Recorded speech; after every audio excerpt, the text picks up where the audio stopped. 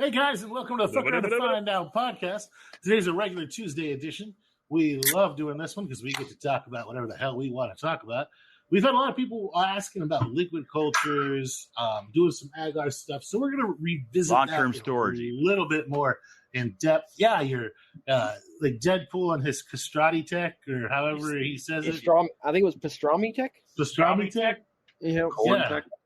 Colonoscopy tech? Yep. Yeah, that one.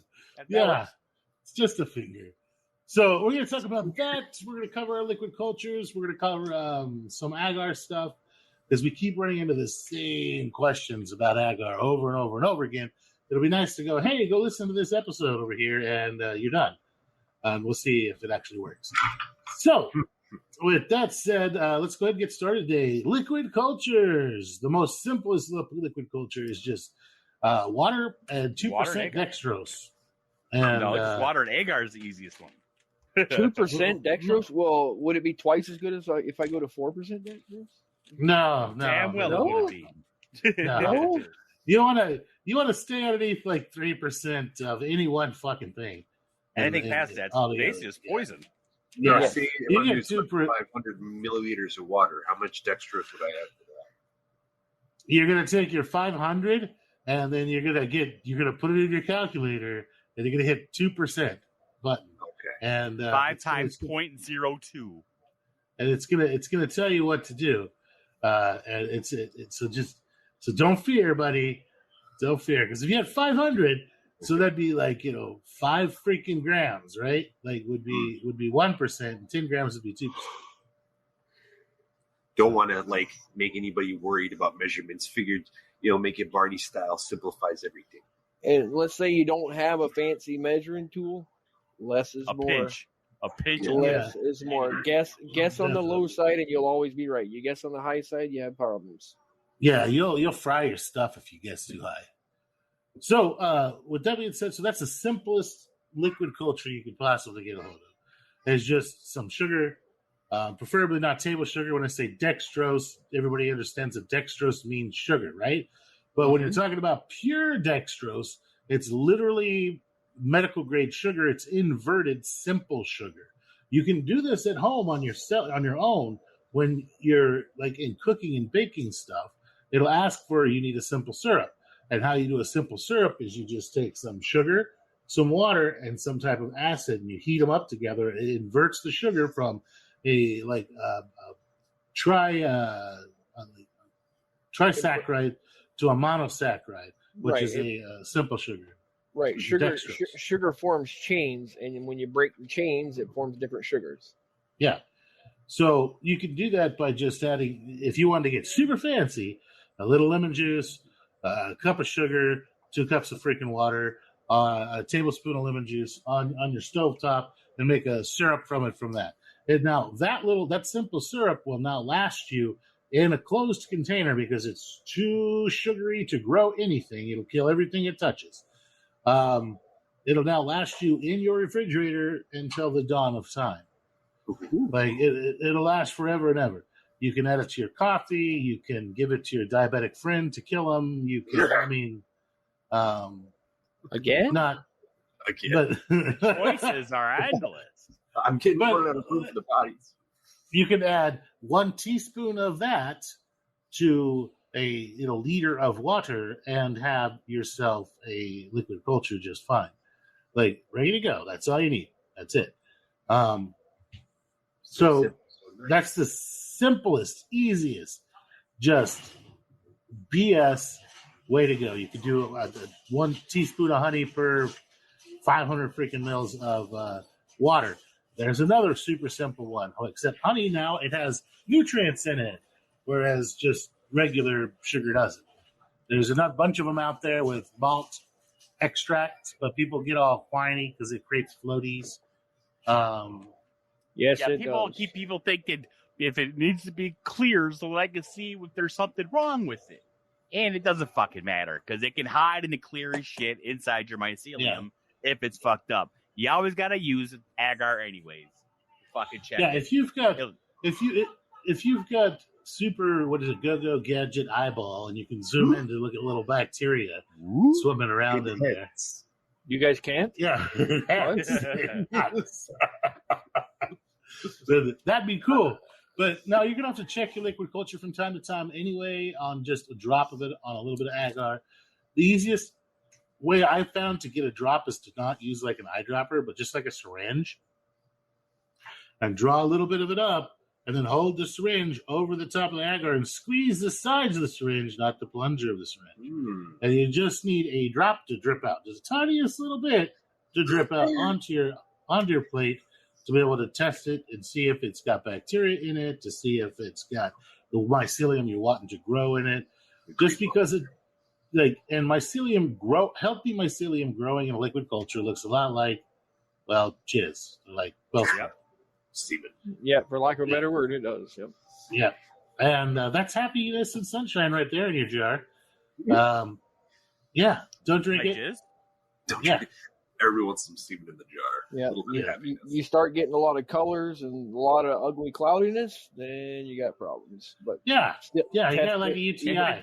If it Or looks like something. it's fucking snowing, it needs to get the fuck out of the room. That's gonna be prostate issues right there. Yeah. Now, what did the HIV look like in your liquid culture? Like, what is some clear signs that the LC that you may have received from a friend is like no bueno? If you hold it up to the light and that shit is cloudy, you got a problem. If it doesn't stick together, if it's not like one glob If it's not and you clump. shake it up and it's like little pieces, also bad. Well, I can shake stuff up to where it's like with the vortexer, man. I can make that shit just disappear. No one's fucking using the fucking Ninja blender on their fucking LC. Just check and see if it's okay. The quickest check I know is give the jar a little swirl, get it spinning, and hold up something behind the jar and shine a light through it. And if you can read the stuff that's on the other side, you're usually, if you can't read it, throw that fucking jar away. If you can read it, do a drop test on that and make sure. He's saying through the clear parts, not where the spin and jizz is. Right. But through the clear parts of the liquid culture that you can read your newspaper or whatever, or like, your Some driver's license, your divorce certificate, whatever, right? whatever stage of life you're in at that time. My warrants. Your warrant. If you can read your warrant through it, then you're going to go. Just reminds you why you're there. Right. So yeah, that's going to be like really fast. I like that method, man. That's great. I like that. It's cool shit. That's a good way to say it, like to describe clear to people, because people can be like, "How clear is clear?" Well, clear is not a journey. It's a fucking state of Transparent, being. translucent, or opaque. You got three fucking options. If you can read your FAFO sticker on the back of your work area through that jar, you're good to go. Product placement. Product placement. Yeah, so that's gonna We be great. should make a sticker up that just says "not TAM" and then Yes. look at that sticker. Right? yeah, Oh, that'd be dude, great. that's perfect. The Yeah. damn ticker. Like an the eye damn chart, ticker. like an eye chart one. Yeah, Yep. like an eye chart one. That'd be great. Yeah, instead of different letters, they'll have contaminated, but all spelled out with a big C on the top, and it gets smaller as it goes down. Yes. Perfect. Good idea, Oh, Trevor. shit. Thank you. That's a fucking great one, buddy. That'd be a great shirt too. Right? Contaminated. Nice. Yeah. All right. Next. So, all right. So that's all. Those are the simple liquid culture ways, and you can get as fancy as you freaking want with this shit. I go really fancy, and I go really fancy for No. absolutely no freaking reason. There's no reason to do what Farrell does. Okay, I'm gonna describe it to you. None. There's no reason. None. Okay. But Farrell even there's realizes he's doing it for no reason. There's absolutely no reason that I freaking do it the way I do it. Now, the only reason that I do it the way I do it is because I'm crazy. Okay, there's probably no benefit. I do it just because it's me, and I like really complicated shit, and so I make it as complicated as possible. No. You like to complicate shit. There's a difference. You don't like complicated shit. You just like to complicate simple shit. Well, too. Yeah. Right? You're like, say different, but same. Yeah. You want complicated? Yeah. Just ask your wife a Same couple different questions. or same feral same? Right. Yeah. Which one? So I do stuff really, really complicated, and how I do it is I'm going to take I do stuff by like huge batches. So let's say in 2 gallons of water, I'm going to add a quarter of a cup of light malt extract, maybe a tablespoon of brown rice flour, maybe a tablespoon of Peptone, and then like a tablespoon of dextrose. Then I'm going to bring that to a boil, stir the shit out of it, and then right before it actually boils, I'm going to pour that through my Buchner funnel and my Polyfill? What did you just call me? A what funnel? Buchner. Do you use polyfill on that one, or you use a coffee filter? Yeah, I use a polyfill. I tried to use a coffee filter, but that shit clogs up too quick. It way too fast. Yeah. So it's a funnel with some pillow stuffing in it. Correct. Yeah, pretty much. Okay, gotcha. Yeah, right. Yeah. So it's just a big fancy funnel with that's heat resistant. You can use any type you want. I just happened to get mine on Amazon for stupid cheap one day, and I pour that into a 2-gallon carboy, and it takes it a while to go through there, like through the funnel, because they really pack it pretty good. Then I'm sure your shit's fucking clear as fuck though. Yeah, it comes out clear. It's just separating all the proteins out. Is all I'm doing. But then my liquid culture comes out like after I pressure cook it. Everybody's seen it. If you've gotten a vial from me, it's this golden brown color, and I like it that color. I personally like that golden fucking beer color too. That clear shit, I don't like it. It just looks weird to me. Well, that golden, I find that the golden color, it's really easy to see contaminations in it as well because it's kind of like already like dark. So as soon as it gets cloudy, it gets really cloudy, like lemon. Really cloudy, really fast. You can tell better. Yeah. So if my liquid culture turns red, is that bad? That's prostate cancer. Yeah. Gotcha. Things are making sense. Asking for a friend here. Things are making sense now. So I do that, and I make huge batches of it. Sorry. Was that my mic on? And then I just pour that into my jars, and then I pressure cook it, and it's good to go. Now, once it's pressure cooked and in a jar or a vial, as long as you don't add anything to it or touch the seals or the injection port or anything like that, it is good now on the shelf forever. All you have is basically sugar water with a little bit of vitamins and protein and shit in there, right? Yeah. It's sterile because it came out of the pressure cooker. I have vials that I use to this day that I send to friends and stuff that are several years old. And it's fine. They're perfectly fine, perfectly usable, and everything's great and happiness. Sunshine with it. So you can make a bunch of liquid culture ahead of time. That's not true. That border hopper sucks my ball sack. Uh-oh. What do you call me? That sounds like a border hopper? I don't know which one I called you first. Are we about to fight? I don't know. I'm talking about like the blank. So the blank liquid culture. You can always have blank liquid culture sitting on a shelf somewhere forever and ever and ever. And it's really nice to have just a bunch of blank liquid culture in vials or in jars because you never know when you're going to get something you want to go, oh shit, this is really cool. And either you're out of agar or just screw it, pop some in there. I don't know. I like having a bunch of it. I have one jar of LC in case I'm trying to revive some agar. But I used how I used to have fucking pints of quart jars of LC of every single one. I'm almost up to 200 fucking strains right now. I mean, am I gonna do 200 fucking quart jars, dude? It's a whole fucking bedroom of fucking quart jars of LC or pints. This is just his lack of commitment. That's all. You could be running freaking serious. But I really don't. I don't do the LCs anymore. I mean, I'll do agar. I got agar all the time, But the long-term storage, I have those. I have even when I first started the Discord, the original. I have my Stargazer and my fucking Lizard King that are still good to this day, that are still sitting on a fucking shelf, and they look perfectly fine. But at the same time, the other two that I had, Starry Night and fucking Yeti, looked like fucking nasty ass fucking green moldy shit floating on the top. But they're all made exactly the same way. I don't have a lot of luck with long-term storage for my LCs. But I use. I'm not usually using them long. I'm not usually using it for long term. I'm using it, making it up and using it within a month. Right. For bulk I and just stuff like that. The simplest way for me to do stuff is to just freaking straight inoculate that shit right through the bag. Like, and to me, not having to open up a bag and dump in a wedge of Agar or something, just go on with a syringe, like a 40 mil syringe, just full of freaking stuff, and just jab 4 or 5 cc's in a bag, jab 4 or 5 cc's in a bag, and go down the line. Is really, really nice, especially when I'm doing like a bunch of gourmets. Like the wife's like, we're gonna have to start making gourmets again, like a lot.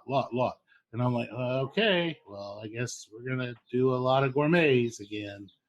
And gourmets, like they're not nearly as challenging as growing other types of mushrooms because they're kind of like super domesticated, so they're stupidly easy to grow. It's just that you have to still go through all the same steps, right? So they're still the same Once you get steps. your system set up, you're good. Yeah, it's still the same amount of work. It's just that it's easier to grow them. They seem to be a little more temperature finicky, at least for me. They do like cooler temperatures. Yeah, they do like cooler temperatures. Definitely. You can do a lot of work. You can do a lot of amazing things with a little bit of mist. Hey, A little bit of surprise. how would you guys like to help me with an experiment I'm going to be running pretty soon? Okay, does it involve smelling things? Just my finger. It involves a big grow tent, one of those controllers that controls an air conditioner and turns it into a refrigerator. Coolbot. Yeah. And some grass seed and some morel mycelium. Oh. Okay. I'm thinking plant it all in there, simulate winter, and then simulate the spring growing conditions, all automated. Okay, well, the morels don't actually, they don't shit where they eat, if you know what I mean. I'm using giant trays. Right, but they feed away from themselves, and then they come back and fruit.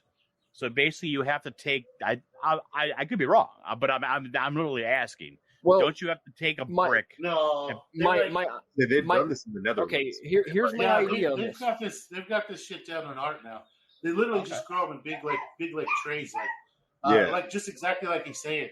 You just get your tray, you layer in there, dirt, and then you layer in there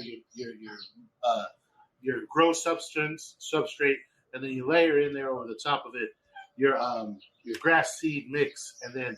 So you're growing in the middle, and then you just pop it in the refrigerator for a while, and simulate winter, bring it out, put some grow lights on it, and start bringing the temperature up, and it'll freaking pop out morels. But now you have to be able to cool it for 2 or 3 months. Oh, Jesus Christ. Okay. Cool bot. Jesus Christ. But I had a slight modification on my plans that would help with Deadpool's part that he mentioned. What? He's cold year-round up there. Now imagine this. It's warm right now. It's like 60 degrees.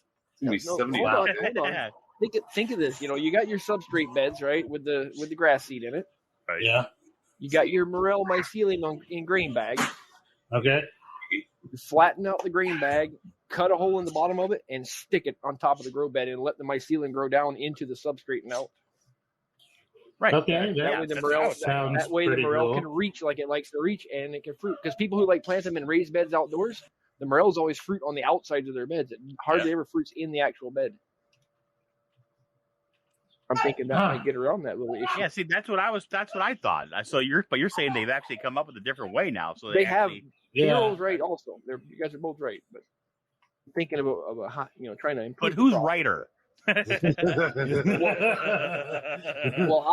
know. I think in this instant, I think Trev, who's actually got more research than both of us, is probably right. Right. Okay. Well, we'll be in the future once we start doing all those research. We'll try it every way and see which one works the best.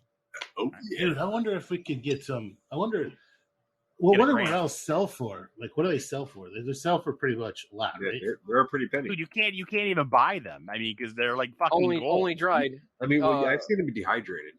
Yeah, Yeah. dehydrated. That's it. Yeah. The only way I've you'll never get them seen fresh Whoa. is really high-end restaurants might get them. Okay, Maybe. so what do fresh morels go for? Does anybody know off the bat? Or that's like, are we talking cocaine money or what? Whoa. I don't think we're as far as Fresh cocaine. We might be some good, for sale. Marijuana Good prices, cheap, maybe. yeah, some good Chiba.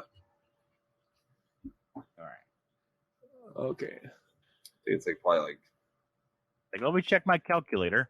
yeah. We're not as high as crack. We're a little bit less than coke. Okay. There's a website in Sativa. Canada that's selling them for Give me your left nut. looks like just over $60 a pound. Holy hey. mother of God. Let's get some growing with morels, boys. Yeah. See, that's why I want to do like enoki and stuff though too. Like get into like Gnocchis are easy to grow though. Those are super Yeah, it easy. looks like 60. I need He's to- right. Like everywhere I'm looking, the Oregon mushrooms, the fresh blonde morels, everywhere like that is looking. They're selling half pounds for $26 to $27. So a pound, $60 is about right for like everywhere. Especially if you can do. Holy shit! Like these guys are saying that if they're high quality, they're $195 to $200 a pound fresh if they're picked the same day. Oof. Yep. So Yep. Now does that have to be wild though, or is that able to be? Well, right now that's fuck probably no. you got to The go to only the way fridge you one can to get get them them. is the only way you can get them is wilder They now. only So we're grow going twice a year tops. not What- if we do it ourselves. Well, I If we know, can that's what I'm figure this saying. I fucker mean- out, if we can FAFO this son of a bitch, That's I'll worth it do to it. me. That's worth I'll it do to it. me. That's worth I mean, it. because if you get one small thing and you get the one small one going, then it's easy. Then you get a walk-in fridge Yeah, just with expand it. trays. No, I'm But how about this? taking Oh, dude, a it wouldn't sea be hard to- container. I'm taking a fucking sea container, insulating that bastard, putting a Right. cool bot on it, and making it like a walk-in. Like we make them here in Texas all the time for walk-in deer fridges. Like Right, when you okay. start murdering shit, like Right. the sea container. Cool So it's yeah, It's spray hanging- with the that hanging spray boxes. foam. The Yeah. hanging boxes. Yeah, and then you Yeah. spray the outside it with spray foam to insulate it. Then I'll just spray the inside with that super white spray paint to reflect all the light, and so that when I want to put LED lights up, I can just put LED light strips up down the middle, and then you can just have it as like a giant walk-in fridge. I'll just use concrete mixing tubs on 2x4 racks, so that I can do 1, 2, 3, 4, Let me ask this. eight up all against one whole side of the thing. I could probably fit 296, 300 tubs in one whole side of a 40-foot sea container in a rack system. So if I do 300 tubs, each tub is they're like 4 feet deep by 2 feet wide or 4 feet long by 2 feet wide by 12 inches deep or so. That's plenty of room to grow morels. But if I do it this way, and so if I fuck this up, I'm blaming it 100% on trim. Well, why don't we- Hold on. I have a question. Seriously though. Now, we know we need a cold season. Okay, because you got to go into the hibernation where it goes and consolidates, and then it comes out in spring. Has anyone ever thought maybe to try freezing it? Yes. Yeah. Okay, so I mean, instead of just cooling it down, throwing it into a freezer for maybe a third of the time, and then putting it out in the spring weather. Well, it's Instead just of like doing 3 some plants need chill hours. They're biologically programmed to not fruit until they've had enough chill hours. Right. Right. Like So- garlic. Garlic won't fruit until it's had one frost. Yeah, so there's Same kind of some thing. weird stuff going on here, like peaches. They need, even like the really southern peaches need like 170 to 200 hours of chill hours. Those are hours below like I think 28 degrees or 29 degrees or something like that. Yeah, and So- I can design this where we can set up different experiments and we can try it and see what the absolute minimum cold time, how much temperature we have to come down. We could do all this stuff with it. It's gonna be awesome. Until we I'm get just this gonna stuff set nailed this down. shit up, turn the fucking lights off, set this shit up, do a whole bunch of sterile freaking just sterilize the shit out of everything in this damn grow room, and then turn the lights off, to crank up the cool bot, and check on it like once a month. And then at the end of 2 months, 3 months, I'll go in there and slowly raise the temperature like 5 degrees a freaking week and turn the lights on for 6 or 8 hours a day, and then spray everything with water. But I'm gonna simulate the shit out of spring, and I'm gonna do it. Yeah, and if it freaking works, it works. If it doesn't freaking work, I blame it 100% on trim, and I'm gonna cry. But then you still have a lab. You have a grow lab still. And then you'll beat me with a wet noodle, and you'll be crying in your. Then I don't know what I'd do with that insulated lab. Or his nice cold deer fridge. Yeah, with all the cool racks built in there, I better do so. I'll probably with Deadpool's new grow lab.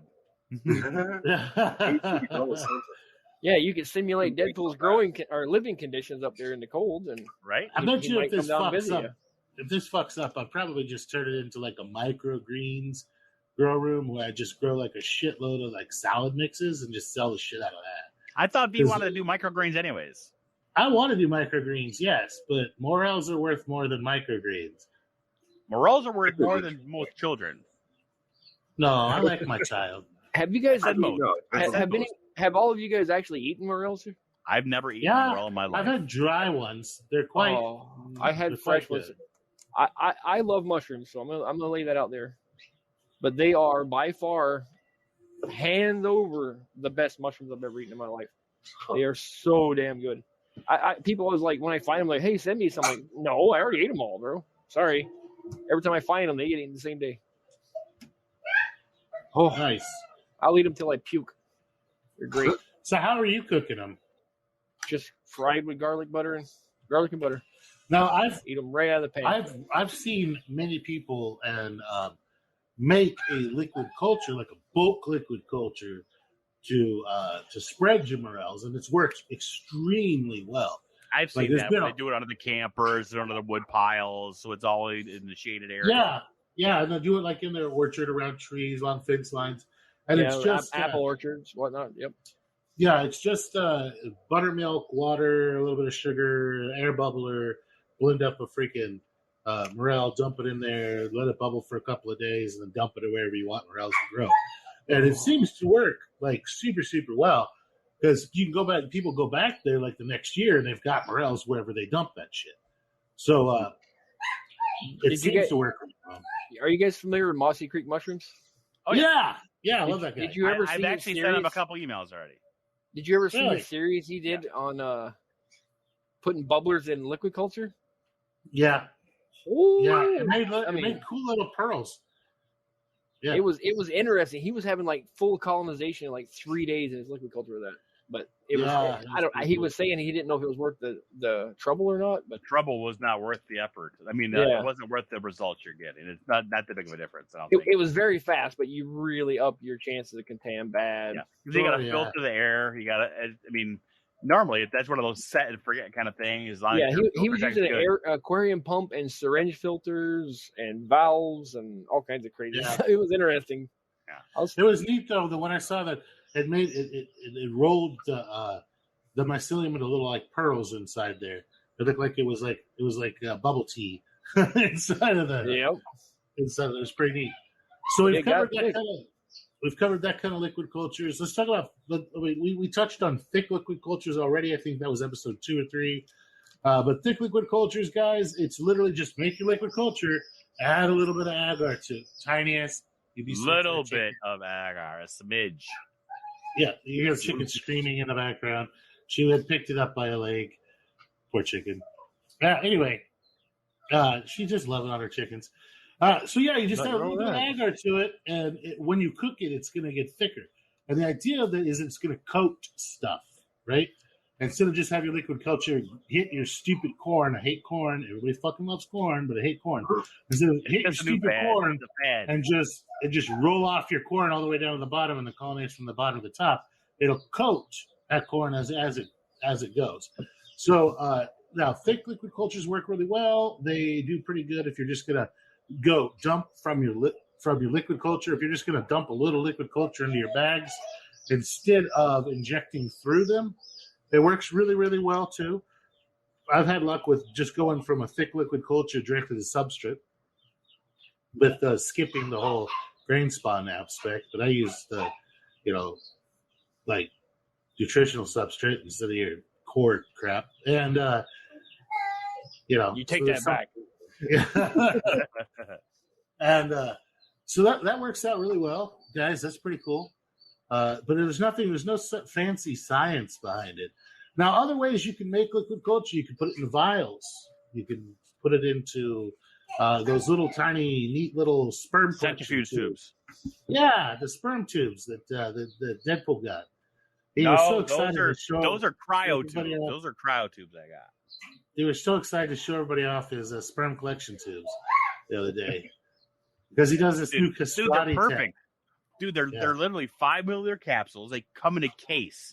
So now instead of having 36 dishes of agar for 36 different fucking strains, isolations, whatnot, I can now have it in a 5x5 square case with each vial filled with distilled water and a couple pieces of tissue, and they are good for 20 years. Never have to touch them. They don't go in a fridge. Describe the Castellini tech or Castrati tech to people. Castellini tech. Basically, dude, this is old. This is old fucking tech, man. We're talking. Yeah, you can tell because it's named after an Italian, right? I found it. I found it from shit back in 1989. Aren't most of the original mushroom farms in the USA from Italian families? Well, we won't get into that. Go ahead. Oh. I didn't even know that, to be honest with you. But I know they're mostly in Pennsylvania, right downstairs from me. Yep. But no, but you guys have stairs. Yeah, that we call that the border. Because once you pass the border, the taxes stop, but the police goes up. Where they have to pay right there when you get pulled over, or else they take you to jail. Wait, they do that? Yes. In parts of America, do that? Sounds really sketchy. But no, okay. Basically, all this is the preservation of fungi using distilled water. They did 500. Wait, I think it was. Well, actually,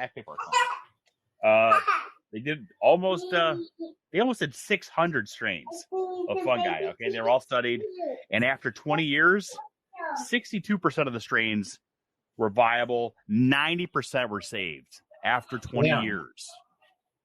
And all they did was put it in distilled water and set it and forget it.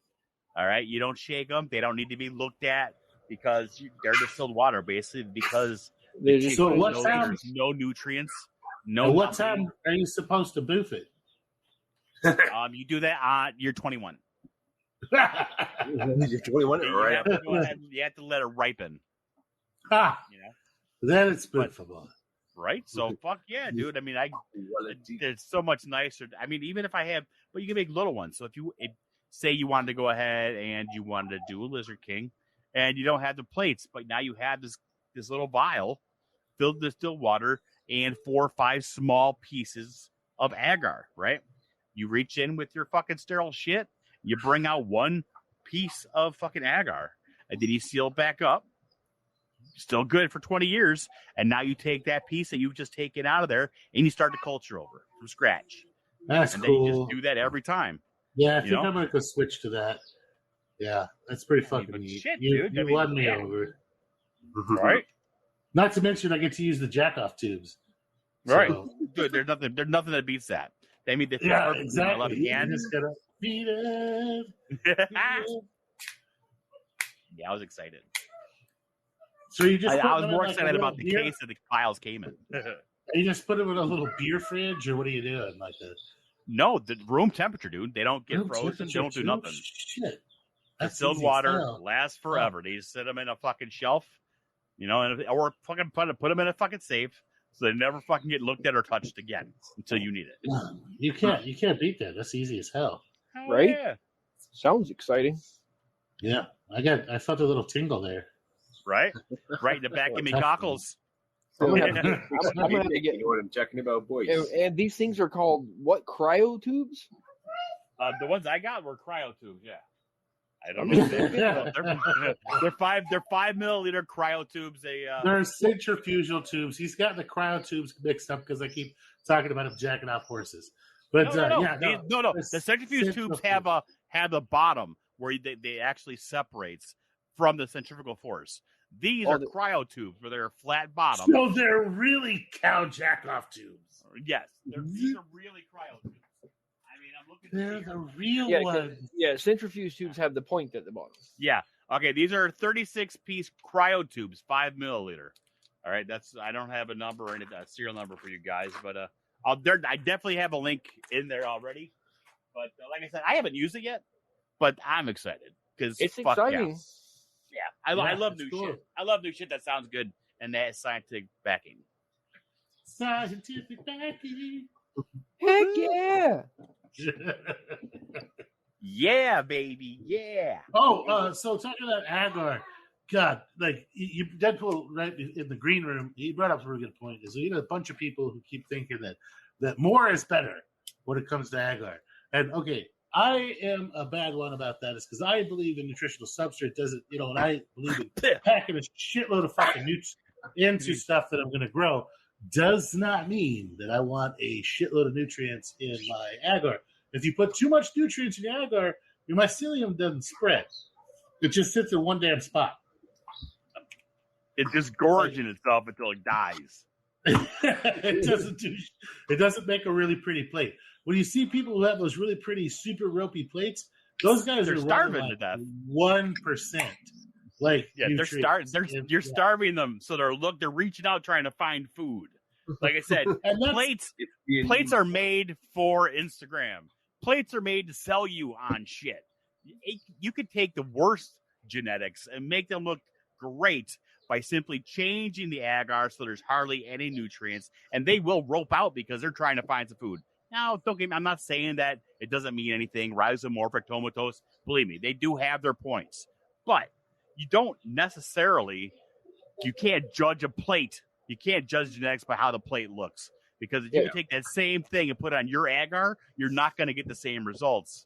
Like it's I said, just like a woman in can't. A sweater. Yeah. A hoodie. Yeah. You don't know if that shit's padded or not. Come on. You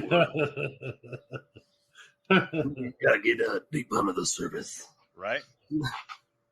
Yeah. It's like a woman in a hoodie. Yeah, that shit gets me pissed off.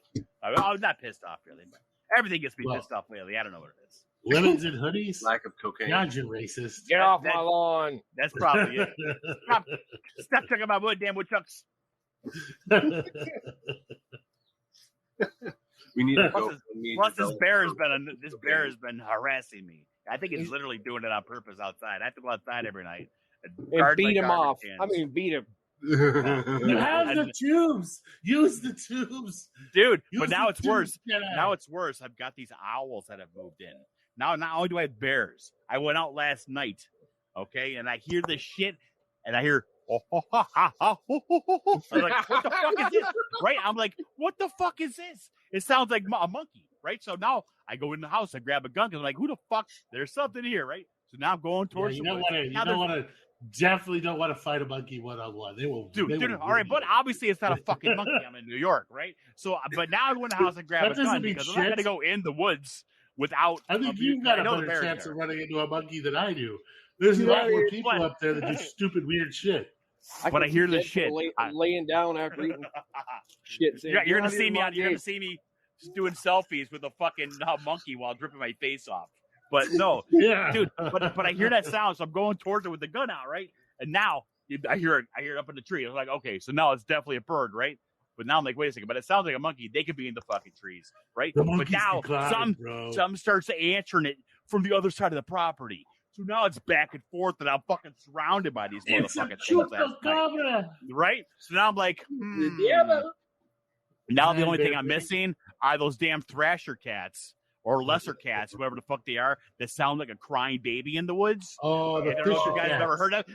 Dude, if you go outside now in the middle of the fucking night, I don't know if it's fucking Halloween, Friday the 13th, or Nightmare on Elm Street. One of these motherfuckers is out there, so you can't go out without a hockey stick at least. And some salt. Don't forget your salt. Crazy. I got a weird cat story. All right, like it involved camping in the middle of nowhere. So, no shit. There I was. I think it was quite a long time ago. It was I with I was with my boys.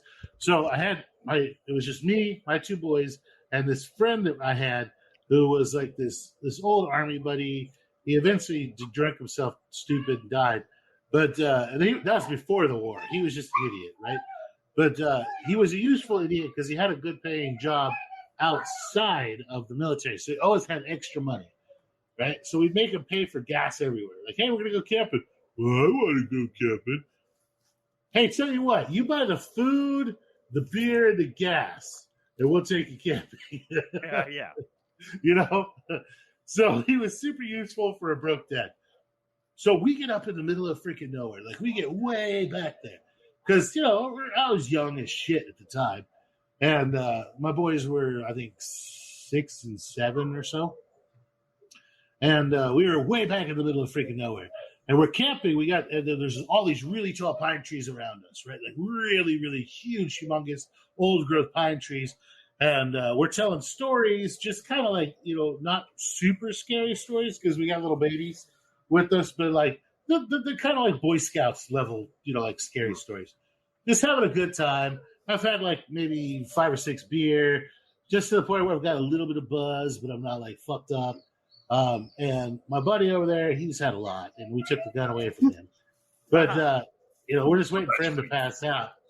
Yeah, it's like 9 p.m., 10 p.m. It's already pitch black night. Waiting for him to pass out by the fire so we can throw a blanket over him and call it good. And the boys are like, this is great, Dad. Yeah, we're making s'mores and marshmallows and have a great time. And then we hear like, scrapper, like something big climb a fucking tree like at 1,000,000 miles an hour, right? Like, what? Because it's totally silent. Like, totally silent out there. And then you hear, like, sounds like something jump. Like, you can hear kind of like something push off a tree, like the tree's pushing you. And then land on another tree and, like, scamper, it's climb up this tree really fast. And so we're like, shit. So we go back to the truck, and I get this big old battery-operated spotlight I have. Now, the spotlight only lasts, like, on those big battery-operated bastards, those old ones from, like, maybe 20 minutes, 25 minutes, right? But big square batteries with the fucking, So it doesn't last very long. So I'm like, what the hell we got? My oldest boy's got like a little Ruger 10-22. The other one's got the lever action 22, and I've got the shotgun. And we're like, what the hell is that? Shit, yeah, something's up there. It turned out to be this cat, and it was a bobcat mix, like with a regular cat, like because it's pretty common up in Idaho to have them breed, but they come out as pretty damn good size. But they look like a house cat with a squared off body about the size of a bobcat. It was jumping from tree to tree and climbing up these trees to get the birds that are sleeping in there, like in the lower branches. But it made so much freaking noise when it's so silent out, it scared the shit out of us.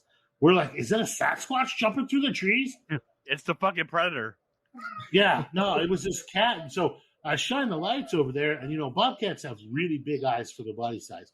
So I get like this head-on giant glow of these eyes that are like the size of like nectarines coming looking right back at me. And I'm like, oh shit. I'm like, the boy's getting behind me. And then it turns its head. It's a freaking ginormous cat. Like, it was like, and I was like, oh, okay, cool. But it was totally feral as shit, totally super aggressive.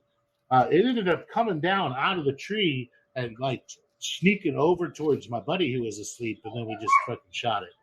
I was like, it's not going to bite him or eat him or anything. It was not. It was perfectly healthy. It was just really aggressive. But it probably weighed 33 to 35 pounds. Like, it was pretty good size, like, cat. Like, it was pretty good size. But that's my wilderness cat yeti story, I guess. Yeah. The Ketty of 2020. Yeah, the weird cat noise, like weird noise at night thing. But when, like, your owls, are they nesting over there? Because I've walked up on a nest of baby owls, and they sound like rattlesnakes. They're like, No. You know? Upon doing research, it turns out that it was a. Let me see here. What did I find here? It's the calls of the barred owl, screech owl, the great horned owl, or the barn owl. I've been here a few years, and I've heard a couple owls. These things are new. These things have moved in. They have not been here because these are. There is no. I might have heard that before. No. I've never had orangutans living in the fucking backyard. All right, so these motherfuckers is pretty fucking sweet. Yeah, right. And when I get the jacuzzi up and running again, if these motherfuckers are bothering me when I'm out there trying to listen to Pink Floyd, we're gonna have a problem. Does anybody have a recording of that one cat you were saying that sounds like a baby? The thresher cat, lesser cat. Let me see. I'll find it right now. Lesser cat. All right, lesser cat. Not laser cat, you bastards. Lesser cat sounds. There we go. Here we go. Let's see what we got. What do we got? That's not. No. Newborns. God damn it. Where is it? Not. How do you get small cat sounds from lesser cat? It's lesser than a big cat. Okay. Maybe I'm thinking. I always fucking forget the first part. It's like a leather cat, thresher cat. It's like a cat. It has a long, furry tail. It's about 4 foot long. It climbs in trees, and it leaves like a perfect circular bite whenever it bites anything. Sounds like a cookie cutter shark. Dude, that's it. That's it, dude, right there. Dude, I get chills every time I hear that shit. Every time. Imagine. Fuck that shit. It's somebody's dude, kid in the imagine walking in the pitch dark to take your garbage can. A fisher cat. That's what it is. Thank you. Fucking imagine taking your garbage in the middle of dark outside, about a quarter mile away, and you hear that shit behind you. Yeah. They make some crazy fucking noise. It's like the grouse when you're walking through the woods and you just hear the right? Oh, it was creepy as hell. Yeah. Dude, I get the chills. I got chills. And it's just a small little thing. It's like a bird. It's like a parrot. It's brown. Yeah, dude. Yeah, screw that. You can keep that shit up there. Yeah, you can keep your fucking pigs and shit outside, dude. Those motherfuckers are bad. Yeah. I got chills just hearing about them. Just hearing them. So what's your suggested method for cleaning up a nasty agar plate? Not listen to that fucking sound ever again. That's my answer.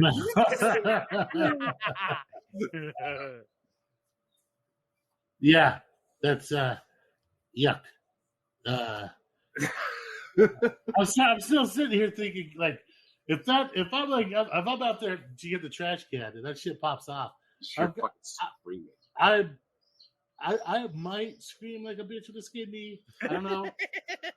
Dude, imagine that. And then you have monkeys surrounding you, and you know you've already fought off a bear with a hockey stick. I do know that I'm going to react violently. I might growl back like back at it to see what happens. Because at that point it's like fight or flight, like challenge scream. Like see what happens. But dude, and that's not even the worst part. The worst part is, remember that one night when we had the podcast? Way. I'm leaving my goddamn house at night if that fucking crying baby shits in the fucking forest around me without like guns and night vision. I'm just not doing it. Dude, take out the trash. Remember when I lost electricity and I walked down the street to get the cell service to talk to you guys that one night? Yeah. And then the podcast, the guy never showed up. Dude, on the way back, it's pitch black outside. All right? And I can't leave the phone out because I'm end up out on the fucking street or I'm freezing my hands and shit off. I'm going there. It's pitch dark. I'm going, and then all of a sudden, everything gets nice and quiet.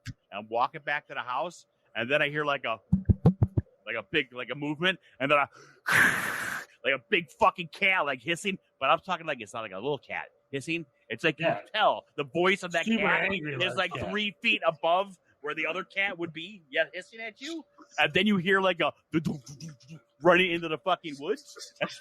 So I'm in the fucking tundra up here. It's fucking awesome, but at the same time, Are you sure that wasn't an attack penguin? Because they can make some really interesting noises. They do, but that's more of like a sliding sound. You can tell that's very distinguishable. That's very distinguishable from a fucking bobcat. They got the whole tappy feet thing going on, right? Like, you know, right? Yeah, the happy feet it's thing. really hard for them. Yeah, it's really hard for them to sneak up on you when they're doing shaving a haircut the entire way. Sorry.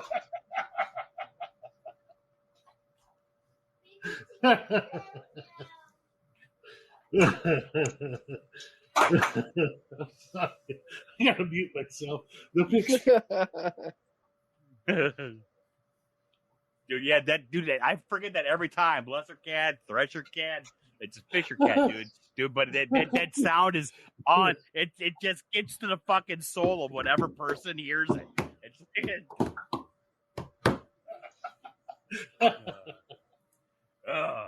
Yeah, I got goosebumps. I didn't even know I could get those anymore. Yeah, no, screw that stuff. I don't want to play with that. Now that we're on to like totally random animal noises late at night. Meh. Like I've had some weird animal noises at night, but most of them I like out here. I kind of know what everything is. Like coyotes make some weird ass noises at night when they're like close hunting, little chuckles and stuff. It kind of sounds like jackals. Yeah. I get those all the time. Sound like jackals. Yeah, like flashing. Yeah, the foxes just fucking took out a whole bunch of my fucking chickens, bastards. Talking about weird noises, unalive. The other day when I was coming out of the dock at my work, I heard this screaming noise. I couldn't figure out what it was, and I look around and I see this big fucking crow carrying off a baby rabbit, and I didn't realize it until the day. Yeah, they'll do it, motherfuckers. Yeah, and crows are predators. Yeah, they're predators. Yeah, they're opportunistic, but they're predators. They'll drop. He'll carry that rabbit up high and then drop it. Yeah, like cracking a coconut, man. Yeah, nah, little buddy. Yeah, he'll carry it up. He'll carry it up, 100, 150 feet, and then drop that bastard. And he'll aim for somewhere that, like, the rooftop or something, so that if it gets away from him, it doesn't get, can't run back to cover. He wants to break it, So they'll drop it on rooftops, car tops, like stuff like that, like some hard surface, but it's elevated up off the ground. Oh my god! Can you imagine if they did that in a pack, and all of a sudden 30 crows were hunting 30 baby bunnies and just dropping them on fucking cars? That'd be awesome. I would pay to see that, to be honest with you. Just raining baby bunnies. Yeah, it's raining bunnies. Hallelujah. Oh God, it's Easter from hell. Yeah. Just that baby bunny scream the whole way down. Oh my god, it's so bad. Oh, it is bad. It's really bad. Okay, so I'm evil, all right? And everybody kind of knows that I'm a bad person. So I love predator hunting. Like hunting, foxes, coyotes, and just about anything like that. Jimmy John down the street, he likes to touch little kids. Predator hunting, love doing that shit. So I love predator hunting. Well, I'm really good. I've placed 5th national in the predator hunting competition with mouth calls many years ago. So I really enjoy it. I enjoy the whole process of everything. Well, I've noticed that little baby cries are almost identical, and they work really super well. But it only lasts for about 3 or 4 days after your kid's born before their voice changes and they no longer sound like a little crying baby rabbit. Tiniest. Let the chicken go. The head does not come off. The head does not come off. No, she's just really get that out of your mouth. Get that out of your mouth. She's really fascinated with them at the moment, but she likes their feet, so she picks them up and then flips them over in her hand to play with their feet. And to them, she's this giant, scary alien picking up this little tiny, 1/4 ounce fluffy baby chicken and she just really likes their little feet at the moment. So they start screaming in the background if you hear them. Anyway, so when Tiniest was like born and we first brought her home, she was crying, and so I like recorded. What did you run? Like I recorded like 5 minutes of her crying, and I put it in my my remote speaker for calling in coyotes. And to this day, Run, it's probably straight runs, scrap runs. And to this day, it's probably one of my best coyote calls. Works super well. Yep. Now, does that work for both predators, human and non-human? No. I guess the best predator call for humans would be like daddy issues. Just scream daddy issues. Red In the flags, dark. red flags. Yeah. I drink White Claw. When I get to drink, I just drink White Claw. Oh my god, I need a Cosmo. This is $30. Oh, Becky, what are you doing? Becky, can't believe you. This pill's making my drink all fuzzy. Does this smell like chloroform? But no, I guess the other predator call would be like that drunk girl woo. You know, like how the drunk girls get like together and they're like, "Woo!" You know, like at the bar. How'd they go again? How'd they go? And vomit everywhere. There's gonna be somebody has to have recorded it, right? There's got to be a record of like, let's just see what happens when we put in. You said you're the number 5 predator call Drunk person. girl mating call. Drunk Drunk calling girl girls. mating call. Drunk calling girls. Yeah. With body shots. Yeah. Yeah, see, no, there is. But there's a lot of. I see that, sweetheart. You did a great job. Yeah, there's a whole bunch of like drunk straight girls mating call at bars. So I knew I didn't make it up.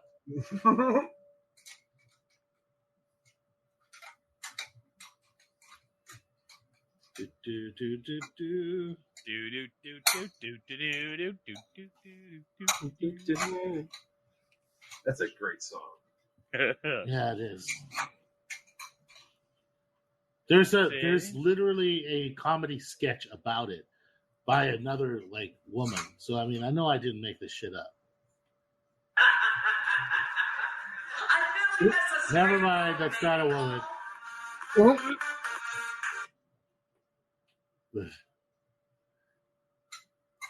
Yep.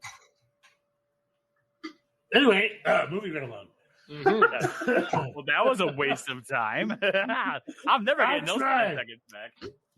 I was like looking for like, because you know, like when you go to the freaking bar, like the girl's like, "I'm having fun." Well, one of them starts it, and it's like a wave of like various off tunes woo, and you can see which ones. The ones towards the end of the woo are the more sober ones. No, these are the ones that are really messed up, and they have to realize or catch up. No, it's an automated thing. It's an automated thing. Like you could probably you could go to an AA fucking meeting and yell "Wah!" and raise one hand in the air, and if somebody has a drop of alcohol in them, it's a female. They're gonna immediately fucking do it instantaneously. So it's an automated. Yeah, it's an automated thing. So it's the ones towards the end of the call that just kind of like. They had to put their drink down, stop texting their friends, like, God, this is so boring. I can't believe it came with Jackie again. And then take the time to pretend like they're participating and give a short little anemic little. So those ones are the ones that you want to stay away from. You want to go for the super enthusiastic ones right off the bat, or straight wooing, as like the little hearts out. And the more jumps and the more hand movements of the hand that's in the air. That's another indication. It's like a peacock flashing his tail. Right? Yeah. Yeah. That's how it works. Huh, honey? Isn't that how it works? She's like, yep. She said, Well, let's yeah. try her out. Try it out. Woo! Agar. Huh? I think you're talking about fucking Agar today. Well, things happen. Well, Can things are you use going good. Agar for Jello shots? Things were going good until they weren't. It's about going Stab. She's so aggressive. Do you want to say hi to him when I go potty? I feel triggered. I know. You I do. truly feel triggered. Right? Why are you For the triggered? lack of Jello shots. Right. Oh, yeah, lack of Jello shots. Here, lady, you say hi. Are we honored with some other guest appearance? Or the test tube shots where they yell at you if you don't crush the test tube after you drink it. All right. Wait, Have what? you guys ever done the Iron Man? Where it's the tequila shot. That you do the tequila shot, you sniff the salt, and then you drip the lemon Oh, juice in your eye. God. Oh, What the fuck is that's that? terrible. That's a horrible it? bar you go to. Were they whips Why and do you chains in the back yourself, room or what? What happened? Why do you hate yourself? I don't hate myself. I just like to see other people do it. And I'm just more enjoy than the worth that pain. little bit of pain to watch everybody try to follow me and do it. And then I'm laughing the whole time because I knew the pain was coming, but they had no idea what was about to happen to them. Yeah, because if you're laughing through it, they think it's, just a game. Yes, because I'm going through so much fucking pain, but I'm like, it sucks for you. And I know it's coming because now I'm watching it happen to 20 other people because they don't want to be a pussy. So they're going to make it sound like they're having a great time too. So you got those, and the same thing with the Chili Willies, where you turn the shot glass over, right? You put a couple drops of Absolute on the bottom of the shot glass, and you sniff the shot glass. Cleans out your sinuses, right? But let me tell you, it feels horrible. It's like Satan is pissing in your nostril. Hold on. Let me get my little diary out. Yeah. Never drink with Deadpool. Okay, got it. Never. It'd be a great night out. Damn. Vanessa, I'm gonna. This is just for testing. This is for science. Okay, you listening? Okay, I'm listening. Woo! Woo! See, it works. It's a thing. Yes. All right. I can't argue with that. All right. That's science. See, that is a proven. That's a science. That's proven. That's just. Speaking that's of terrible drinks, so I always get triggered around like Cinco de Mayo or like just fiesta events like in general or whatever. But when I was younger, like a moron, we would drink these shots that they would make us, and they were these like basically the bar would or the bartender would wipe the counter with a rag, and they were like rag shots. And we call those graveyard. We call those graveyards or tombstones. Oh God! What? What? I get triggered around like holidays, like Mexican holidays, and I'm like, why the fuck do we ever drink that? That's the nastiest shit ever. What is wrong? Yeah, I did see a bar. They weren't free. You would pay for them, but they were like $2. You made you pay $2 for rag water? Yeah, and we would drink like rag water shots, and so it was disgusting. No alcohol in it? Well, there's alcohol in it. They would like put half alcohol and then half the rag water all over them, and we would just like That's not shit. Yeah, it was terrible. So I don't know. Wow. I think I win Deadpool. Yeah, I don't know. I used to make those I things. kissed that mouth. Graveyard. I mean, Deadpool calls them graveyards. They're graveyards or tombstones. Tombstones are when you used to dump out everything from the slide rack in the rack right there. Those were great. That's so fucking nasty. Yeah. Yeah. Yep. Jesus, like you're getting bits of vomit. What about the people that don't? God, like who knows? Keep the hand on the counter. You know what? Well, the alcohol I sanitizes am that. traumatized. Yeah, okay. That kind of alcohol sanitizes it. You believe that? Oh, well, we're Yeah, gonna tell terrible. ourselves that at least. Yeah, we have a bar that like every time a liquor bottle and behind the shelf has like less than 3 inches in it, they dump it into this huge vat and then they sell shots out of that vat. But that's about the worst we've got. Yeah. Still bad, but not as bad. Like, I'm literally traumatized, and now I think about that, and it's fucking disgusting, and I'm tainted. I'm fucking tainted. Yeah, You're welcome. you are. Yeah. So thanks for triggering me, Deadpool. You're welcome. I'm here. I'm here for you. usual. Yeah, I'm here for you. I have one job and one job only, and I'm glad I'm very successful at it. Woo! Yeah, woo. Bye. See you later. Sounds like Ric Oh, Flair up man. in here. Farrell, Jesus. you're right. You're right. It works. It works. Wait a minute. I did it too. What does that mean? Uh-oh. Uh-oh. That's a whole nother episode. Uh-oh. Uh-oh. No, dude, that's terrible. I did not know about like Rag water. bar top rag water. In Mexico, by the In Mexico, Oh, how do you fuck. not have got a herpes syphilis? Jesus. Oh man, that's why our immune system's so great. Mexican bar rag water. Okay. It's called the Tombstone. Wait, is Tombstone. does It's anybody everything that's left Google over that? in that lower. I don't know. That's is that a thing? It's or- called the or they were De just- La Los They Muertes. were just fucking with me. And they charged you $2 in Mexico for that. They used to charge us So it'd be $9 2 for pesos? drinking. Oh my god! Like, okay, we were getting like 25-cent bottles of like beer and like 25-cent shots of tequila and like dollar margaritas. Mm-hmm. Like, and you're paying $2 for $2 because they per just didn't shot. check your ID or what? They're just like, hey, you look over We're the age in of Mexico. 4. They didn't check our ID. Yeah. What the fuck was checking your ID? You look like once you're able to walk around on your own, you're golden. On the street. you look like you have money in your pocket age. Sounds good to me. They look like you can walk around on your own. You can drink it. Mhm. It's okay. Yeah. It's God's blind spot for a reason. My friend's drunk mom told me that when I was 12 at a New Year's Eve party. Can we drink? Are you driving? No. Well, then you can drink. Sounds like I love that. That's some great logic.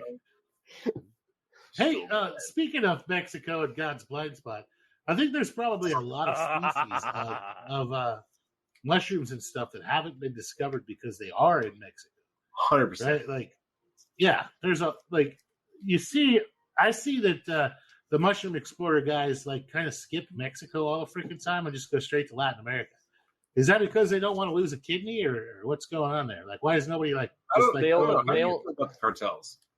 They only have one already. No, there's the Norteños and the Zacatecas and a whole bunch of different ones. Are you talking about the cartel? Yeah, there's a lot of motherfuckers that don't like white people. Yeah, And there's unfortunately a lot of the people that would be interested in going down there happen to be of the looks that would be perfect for kidnapping and asking for Nazi. like Alan is brilliantly white. His name kind of fucking gives He's- shit yeah. away. It's almost like neon. It's almost like neon. Yeah, It's that like- boy, like you see him on. He's like, I've been on expedition down here in South America for 6 weeks. And you're like, how the fuck are you still white as like how are you not brilliant tan? number 2 paper? Right? Like, how did you not tan at all? Like, Some people Alan, are I still want you to come on the show, buddy. I did. Yeah, you are yeah, dude, beautiful we still soul. love you. We love you, bro. We love you. But it's like, bro, if you need a tan, we could work on that. And what other stuff you want to do, Alan? You want to come out? You want to come shoot some animals? Like, we can make that happen. I wonder. I mean, they say isn't there like thousands of species that There's are millions of unknown? species. Millions. Dude, there's huge swaths. One area that I would be very, very interested in is around the city of Zacatecas, right? Like South Central Mexico. It's where the Aztecs were at. And so it's like it transitions from jungle to high desert plains right there. Oh wow! Right. So Well, there's one you can city go I want like to visit down there too. 2 miles in from the city, you're in rainforest with monkeys and parrots. You go 5 miles south of the frickin' city, you're in saguaro cactuses and these huge fucking anteaters and these armadillos that are like the size of a German Shepherd, like that are like left over from the Ice Age and shit. So you go. It's just this crazy transitional area that I would love to hunt mushrooms in. It's like you can go on one side of this set of mountains and it's dry, and on the other side it's just constantly wet. And so you can ride that area in the strip between the two and probably find mushrooms year round. It's awesome. There's an area down there I want to visit. It's called Sesquatanejo. What did you call me? Is that a strip club? I'm going to. Bar. Sesquatanejo. It's on the beach. Jeez. There's a guy named Andy there that builds boats, I think. Oh, was he building the Pangas? No, that's from Shawshank Redemption. That's the name of the place he went when he ran away. Oh, jeez. Sesquatanejo. Oh, because I was like, there is a guy on the beach, like down south, that builds Pangas, like the big long boats that are narrow and they use to haul nets and like go in rough water. They're really cool boats. But fancy I was like, oh, backpedaling. cool. Fancy. Aha! Well, I mean, to think about, like, if you were to go to Mexico and try to explore for those kind of mushrooms and stuff, it makes a lot of sense to go where the Aztecs were, because they used... Yeah, exactly. That's why I want to fucking go there. I was just thinking about that, like, because I've read a little bit about, like, some of the explorers went from, like, the Spanish explorers, like, landed in Florida, and that one dude fucking basically walked into Mexico. I can't remember his fucking name right now. But they've been using that for fucking ever. So you'd think there'd be some established fucking mushrooms that have been There is, and they're starting to build a touristy type fucking shit about that. Instead of like doing the ayahuasca, they're starting to do like, hey, come trip like an Aztec. Don't sacrifice. Does that mean you get your head cut off when you're done? Or, no. The conquistadors, they got rid of all the aggressive ones, and like what we did with the Japanese. So we thinned out the angry ones. Yeah, and that is why no one comes on the show anymore. What? Is it because of me? You think it's because of me? No, I don't think so. No. Could be. I think you're blaming it. I blame Trim. Do you think that fucker? Trim? It is Trim's fault for sure. It's bad. Maybe it is. Maybe it is me, and I'm the terrible. I'm what's holding us back from syndication. Right? You know, we were this close from being fucking. What do you call that again? Infamous. Yeah, they talked to Deadpool and Feral, and they said, we're going to syndicate you, but you got to get rid of Trim. And they said, nope. I said, you guys aren't going to let them do that to me, are you? And they're like, we can't get rid of Dad. No, we can't get rid of Dad. The podcast dad. Every podcast has to have a dad. And we know that's not me. Yeah. I will turn this podcast around, young man. I'm probably the most disposable because I'm the easiest hateable. So, you need somebody that people hate, though. It's a required element. Oh, really? That was me.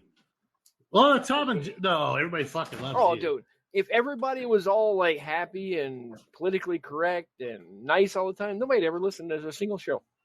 That's true. Yeah, it'd be boring. Well, look at how many people contact you, Deadpool, on a daily basis versus how many contact me. 0. Nobody contacts me. You know how lucky you are? It's because you made it known that if the information's out there, you don't want to have to repeat yourself, being that you've already expressed the known knowledge of the subject already. So why repeat it? Especially, if you like certain things that it's researchable, or we've mentioned it before. So maybe people don't want to know you. I'm happy to repeat myself over and over again 1,000,000 times. I love it. Yeah. See, I pretty much everybody loves to talk to Dad there. Yeah. So if you guys have any questions, comments, concerns, you just want to hear yourself in an echo chamber, Trim there. He fucking loves echo chambering the shit out of things. Hey, I agree with everything you said. Yes, sir. He has ice cream pops in his basement and the comfy couch. Don't mind the blanket that's all sticky. He's got it ready for you. Yeah. I have New Balance shoes that are stained green.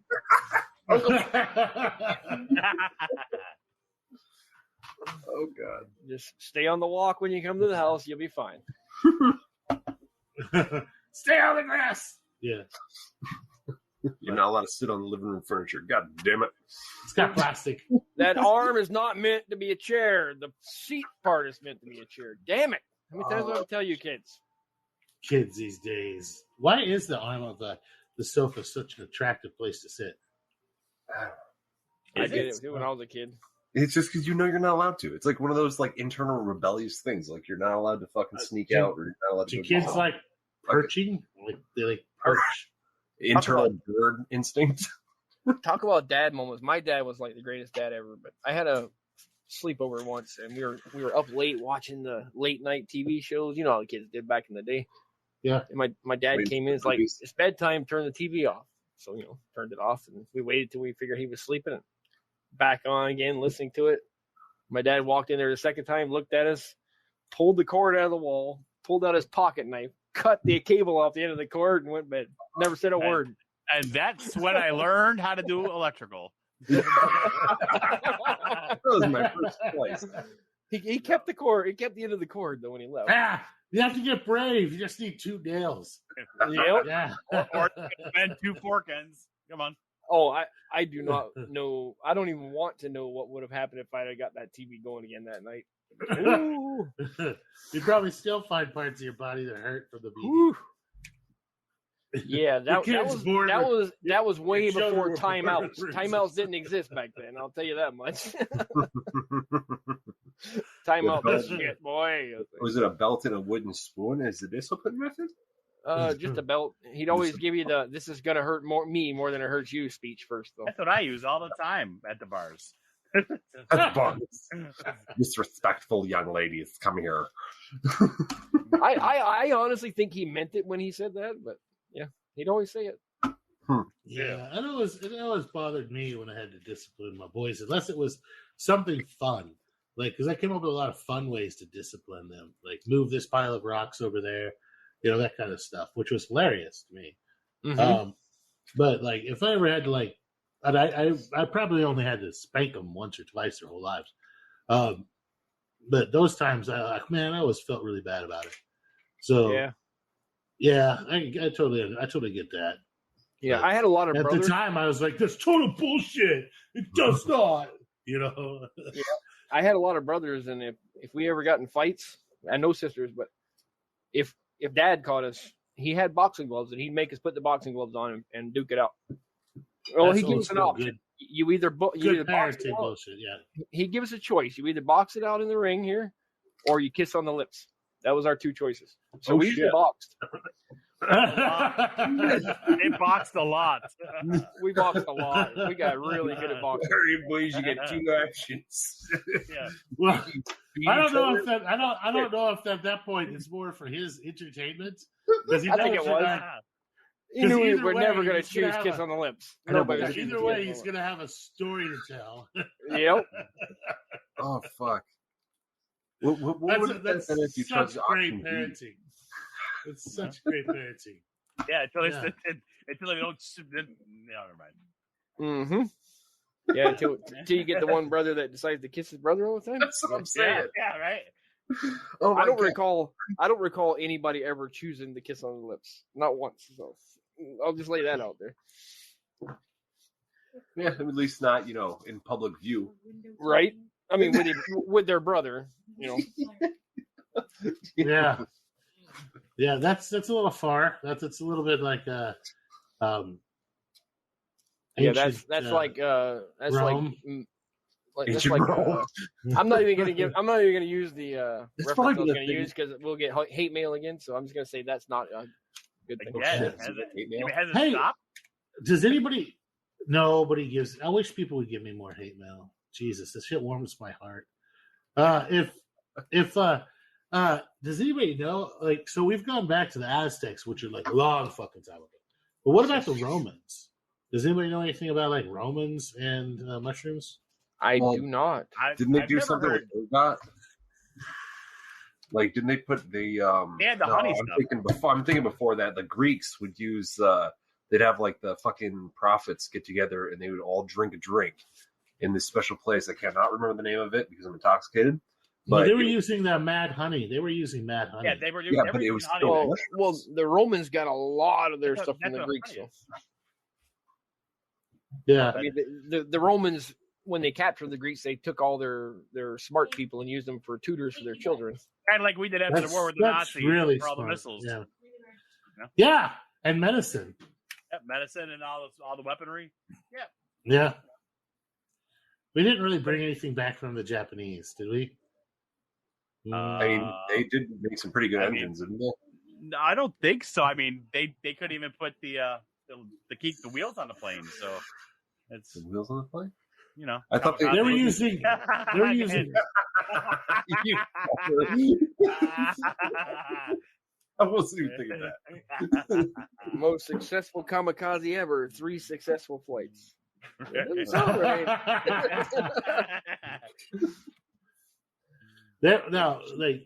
Their zeros were really good, but Right. Yeah, they were That's hard about fighting people, man. Hard fighting. They didn't fucking stop. But they also looked at their emperor like a But, god. well, I mean, in their culture, they would rather die than lose. I mean, literally rather die than lose. Yeah. Like, it's like I can imagine it'd be the same thing if you were to go against like a North Korean or a Chinese now. I don't think so much about the Chinese.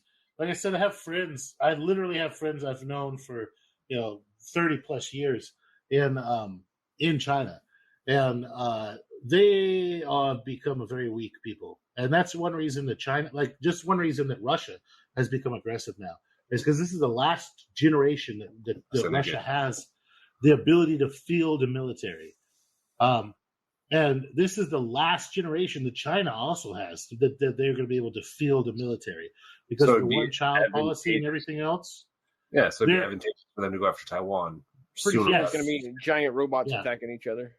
Yeah, this is their last 10-year period where they're going to be able to actually field a world-class military.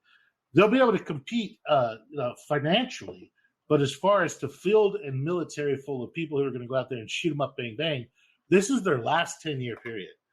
After this next 10 years, their population drops so precipitously because of the one-child policy that everybody's going to be above 60.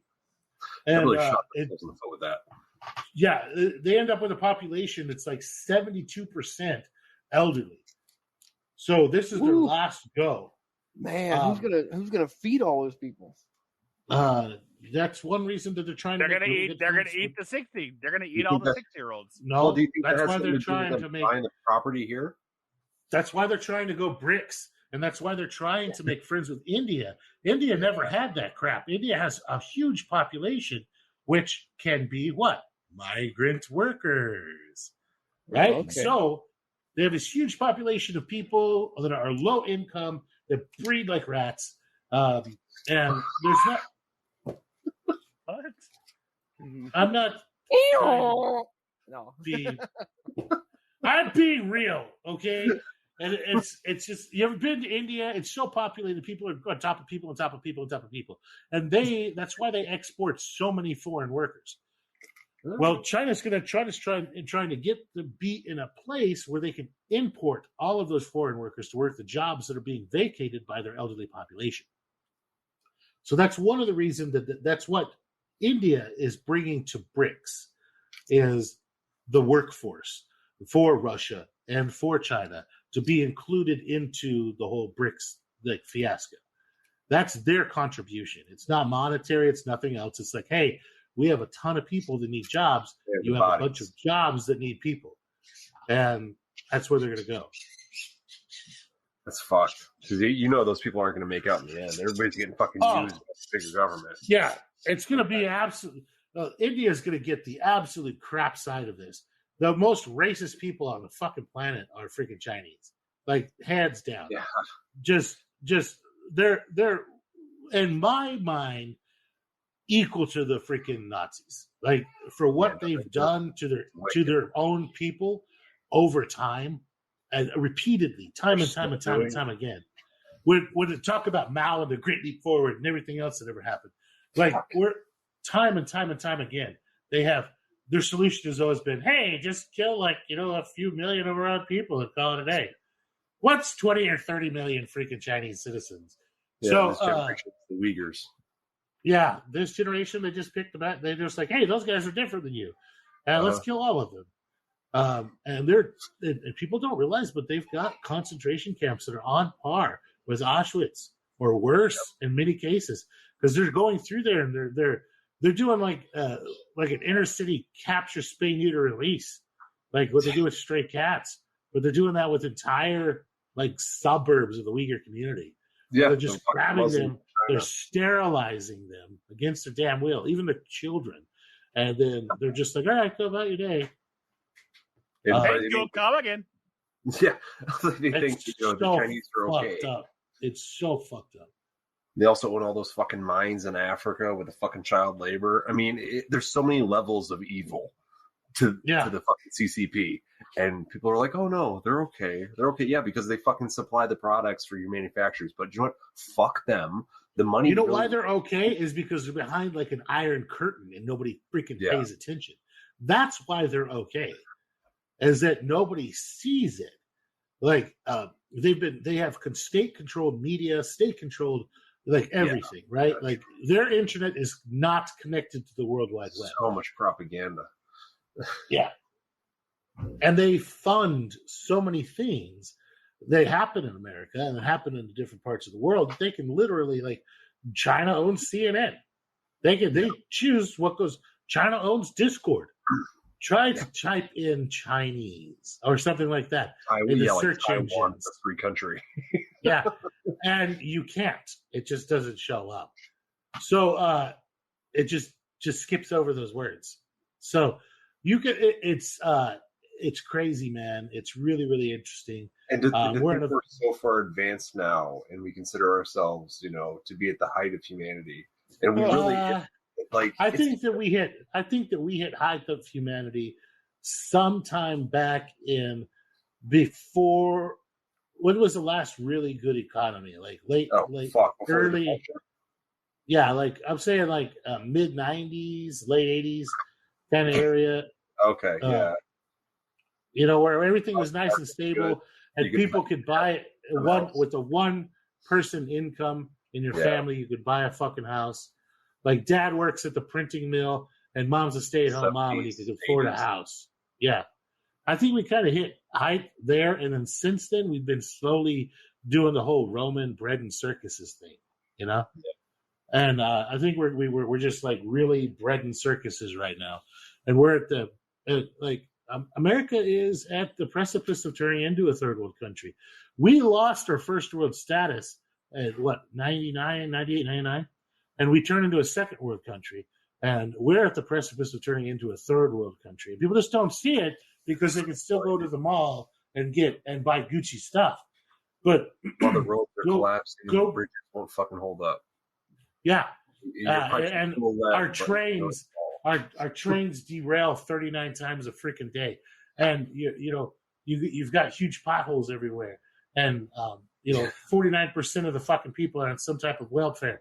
And if you go and buy a cart of groceries, which 20 years ago used to be $100, it's now $500 or $600, and your dollar can't go anywhere but the boundaries of your country because nobody wants to take it because it's been devalued to the point where it's not worth shit.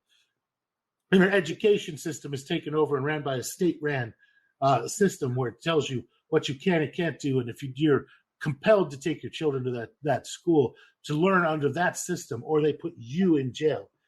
And they're only going to educate you so much. That's the thing. It's always been that way, though.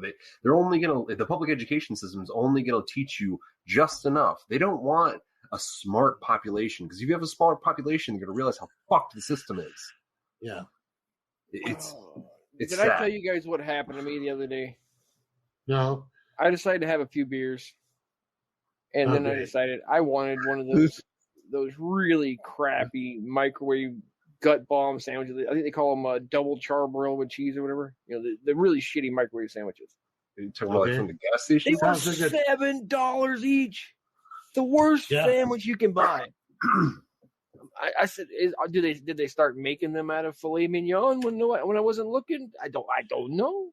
But good God. Everything has gone up, man. Just wait till you see what happens to the price of cattle, the price of grain, the price of feed. This could happen really short.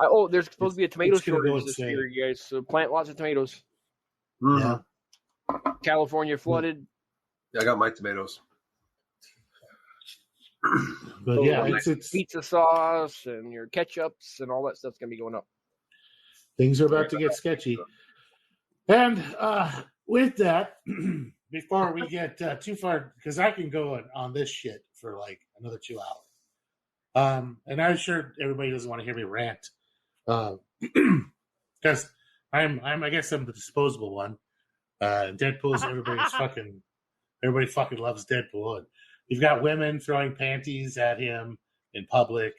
And, again? Listen, it happened one time, dude. One time. Once was she in a wheelchair? Be honest. Yes, that was the weird part. She threw out. I don't know how she got them off. Did she throw out a hip throwing them, or were they hers? I don't know. Oh shit!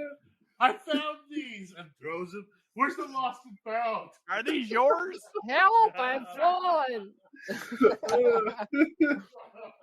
They were red. She goes, "He's matched your eyes." He's matched your eyes. Oh, I followed. Will you help me? You know? Ooh. Yeah. Oh fuck. Yeah.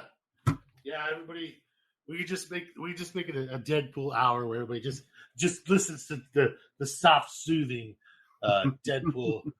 Just talk about his bear infestation, and it will be the number 1 rated podcast on fucking iTunes. Every night I hear about the bear infestation. I all I can say is get a gun over and over again. He has a gun. Use it. One. I don't want to. I'd rather use a hockey stick because as soon as you get rid of the bear, that allows him a lot of other shit to come in too. It's like I think that if he gets rid of the one bear, that's like they have a mutual combat, mutual understanding thing right going on. If he gets rid of the one friendly-ish bear, then you're gonna have like the worst Nazi bear move in. Right, he's gonna come in. He's gonna. I'm gonna bring out the hockey stick, and he's gonna fucking smack me in the face. And I'm gonna be like, he's gonna be like, well, I'm gonna be on the listen, line. comrade. Yeah. We don't do hockey stick here. You fuck off. Me a Russian bear. Get me the fucking honey. Get me the fucking honey now. You get me honey, or I stick hockey stick up your butt rectum sideways. I must We break expect you. the finest vodka and caviar in this part of the woods. You should get the bear drunk. I will donate money if you Let's go just and say, get some, let's just cheap say, beer, and then just I have a cheap bucket beer. right now with some oats that may or may not no. have been I want you to get some cheap beer. Now, not Anheuser-Busch, right? But some cheap beer of some type. Like and then just like, Hey, we don't even put that shit on our bears. Come on now. Yeah, we don't want to do that to the bear.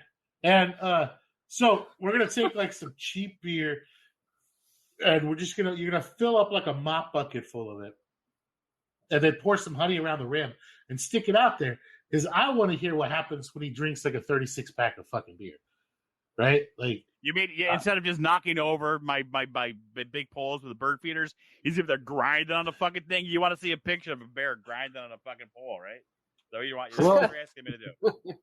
I think he'll get so shit-faced so quickly that he'll just fall asleep somewhere, and they can just call Department of Wildlife Services and say, "Hey, there's something happened to this bear." No, then that bear's gonna wake up in the dungeon all tied up. I'll be like, "Hey, I got a pet bear." It puts the lotion on its fur. Marshmallow. Remember the safe word is marshmallow. Yeah, marshmallow. Yeah. Why would you have a safe word that's so complicated?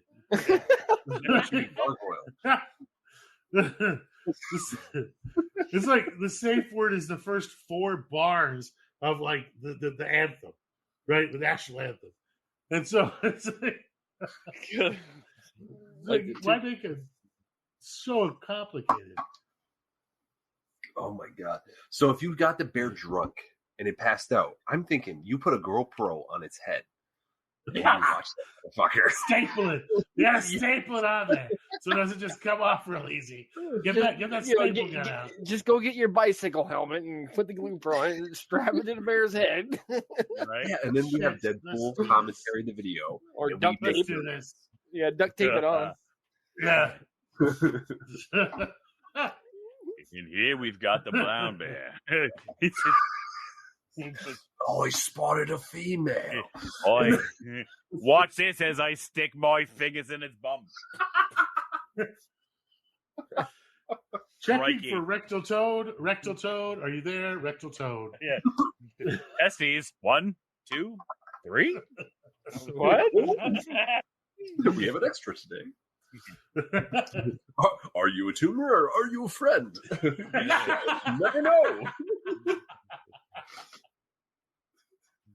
He's not a tuba. Oh, fuck. God damn it. You know what would happen if we all got together and got drinking? Jesus Christ. The end of the world, my friend. It's called the end of the world. Apocalypse. Yeah. Armageddon. The only reason the world. And The only reason. sleeping with dogs. Yes. The only reason you guys are still alive out there and our listeners is because all of us have not gotten together and drank in the same facility yet. Well, at least the 4 horsemen of the apocalypse Yep. by beer That's what it is. Yeah. That's a sign of coming of the Antichrist. When we all show up The in Texas. the seal will be broken. You'll hear horns blaring in the sky. Yeah. Like- It's gonna be. So I think that all goes back to that whole Angel Moroni thing, is the whole horns in the sky thing. It's a Mormon deal. I have no idea Oh, what the fuck you're talking about right now. Well, in Revelations in the Bible, there's 7 trumpets that will be blown at the end times. But we won't get into the Bible. And that's why I don't understand what the fuck you're talking about right now. All right, there we go. Yeah. It's because he's already burning. He can If feel you it. read Look at him. one burning. book of the Bible, read Revelation. That fucker's trippy. Yeah, or I Yeah, could it's just a read my comic books that I've been collecting since I was a kid. A lot of the comic books were stole some of their stuff out of there. Yeah. Well, they or did. did- a lot of the stuff out of the Bible is stolen from Greek mythology. Yeah. Well, Well, yeah, Yeah, like not Jesus all, is not a lot, suspiciously probably. like Thor, like really suspiciously like Thor. Like Everybody Jesus got the is ideas from very somebody else. suspiciously like Thor. But Yeah. I'm not claiming that everybody, was robbed from, someone previously, but it's Like who the fuck is Batman? That's what I'm wondering. Who's this? Yeah, motherfucker. mm, in the Bible, who would be Batman? Moses, 100%.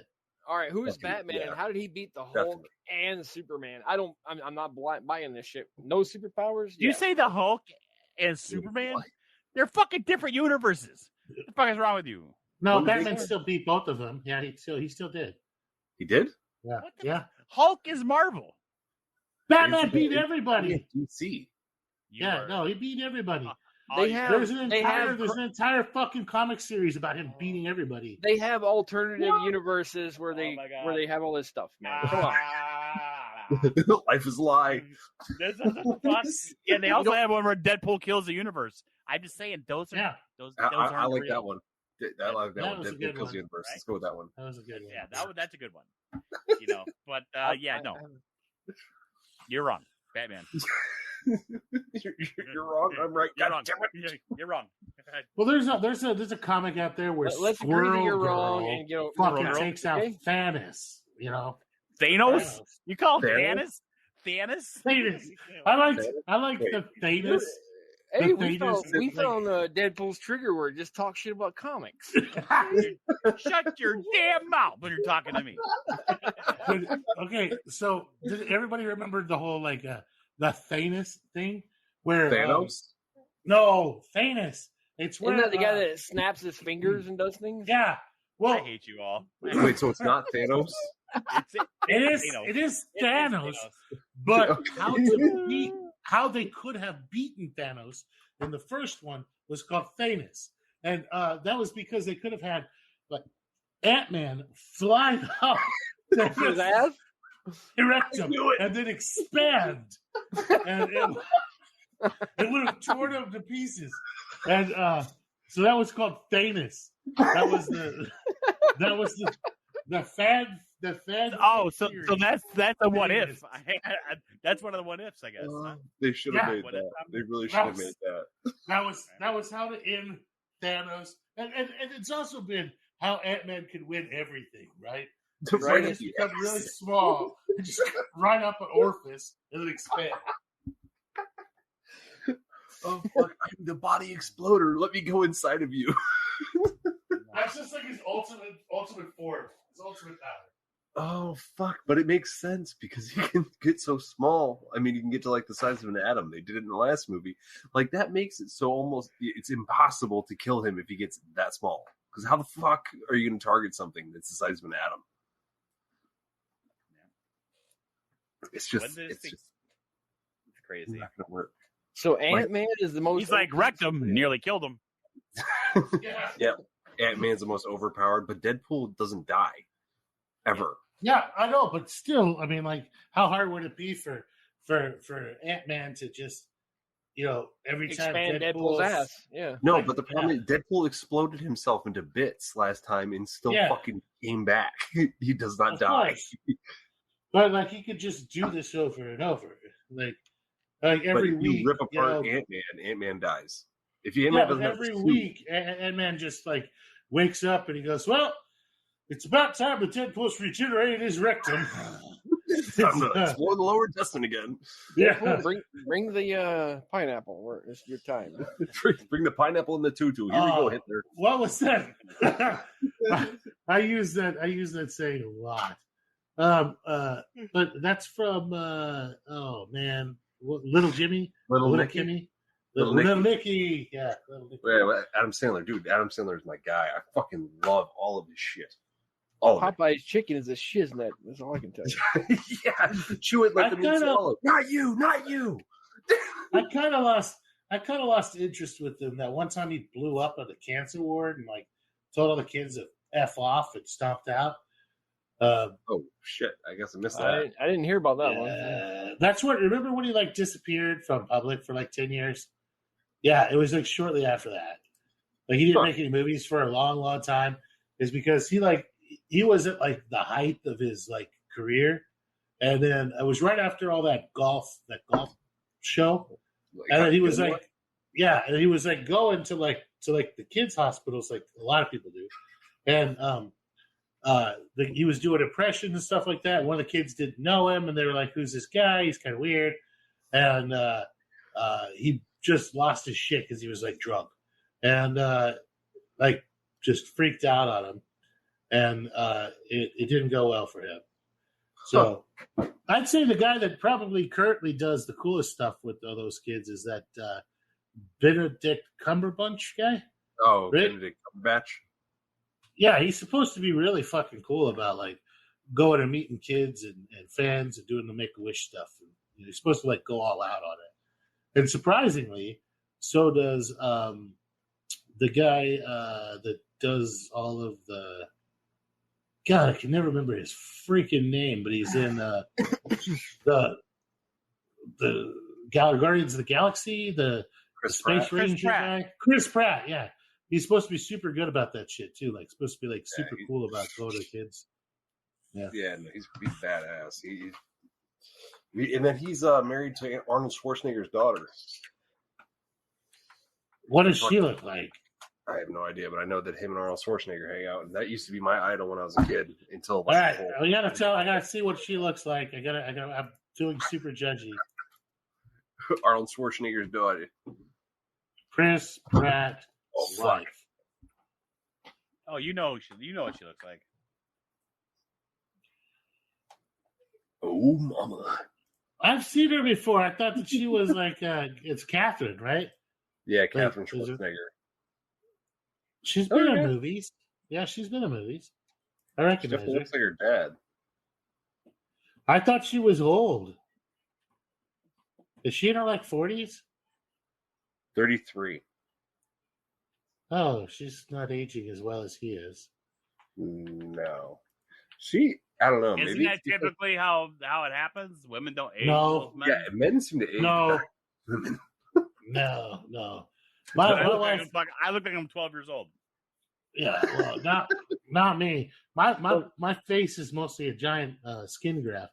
I look like I'm old. I was like fucking 22, 23, and people thought I was like 40.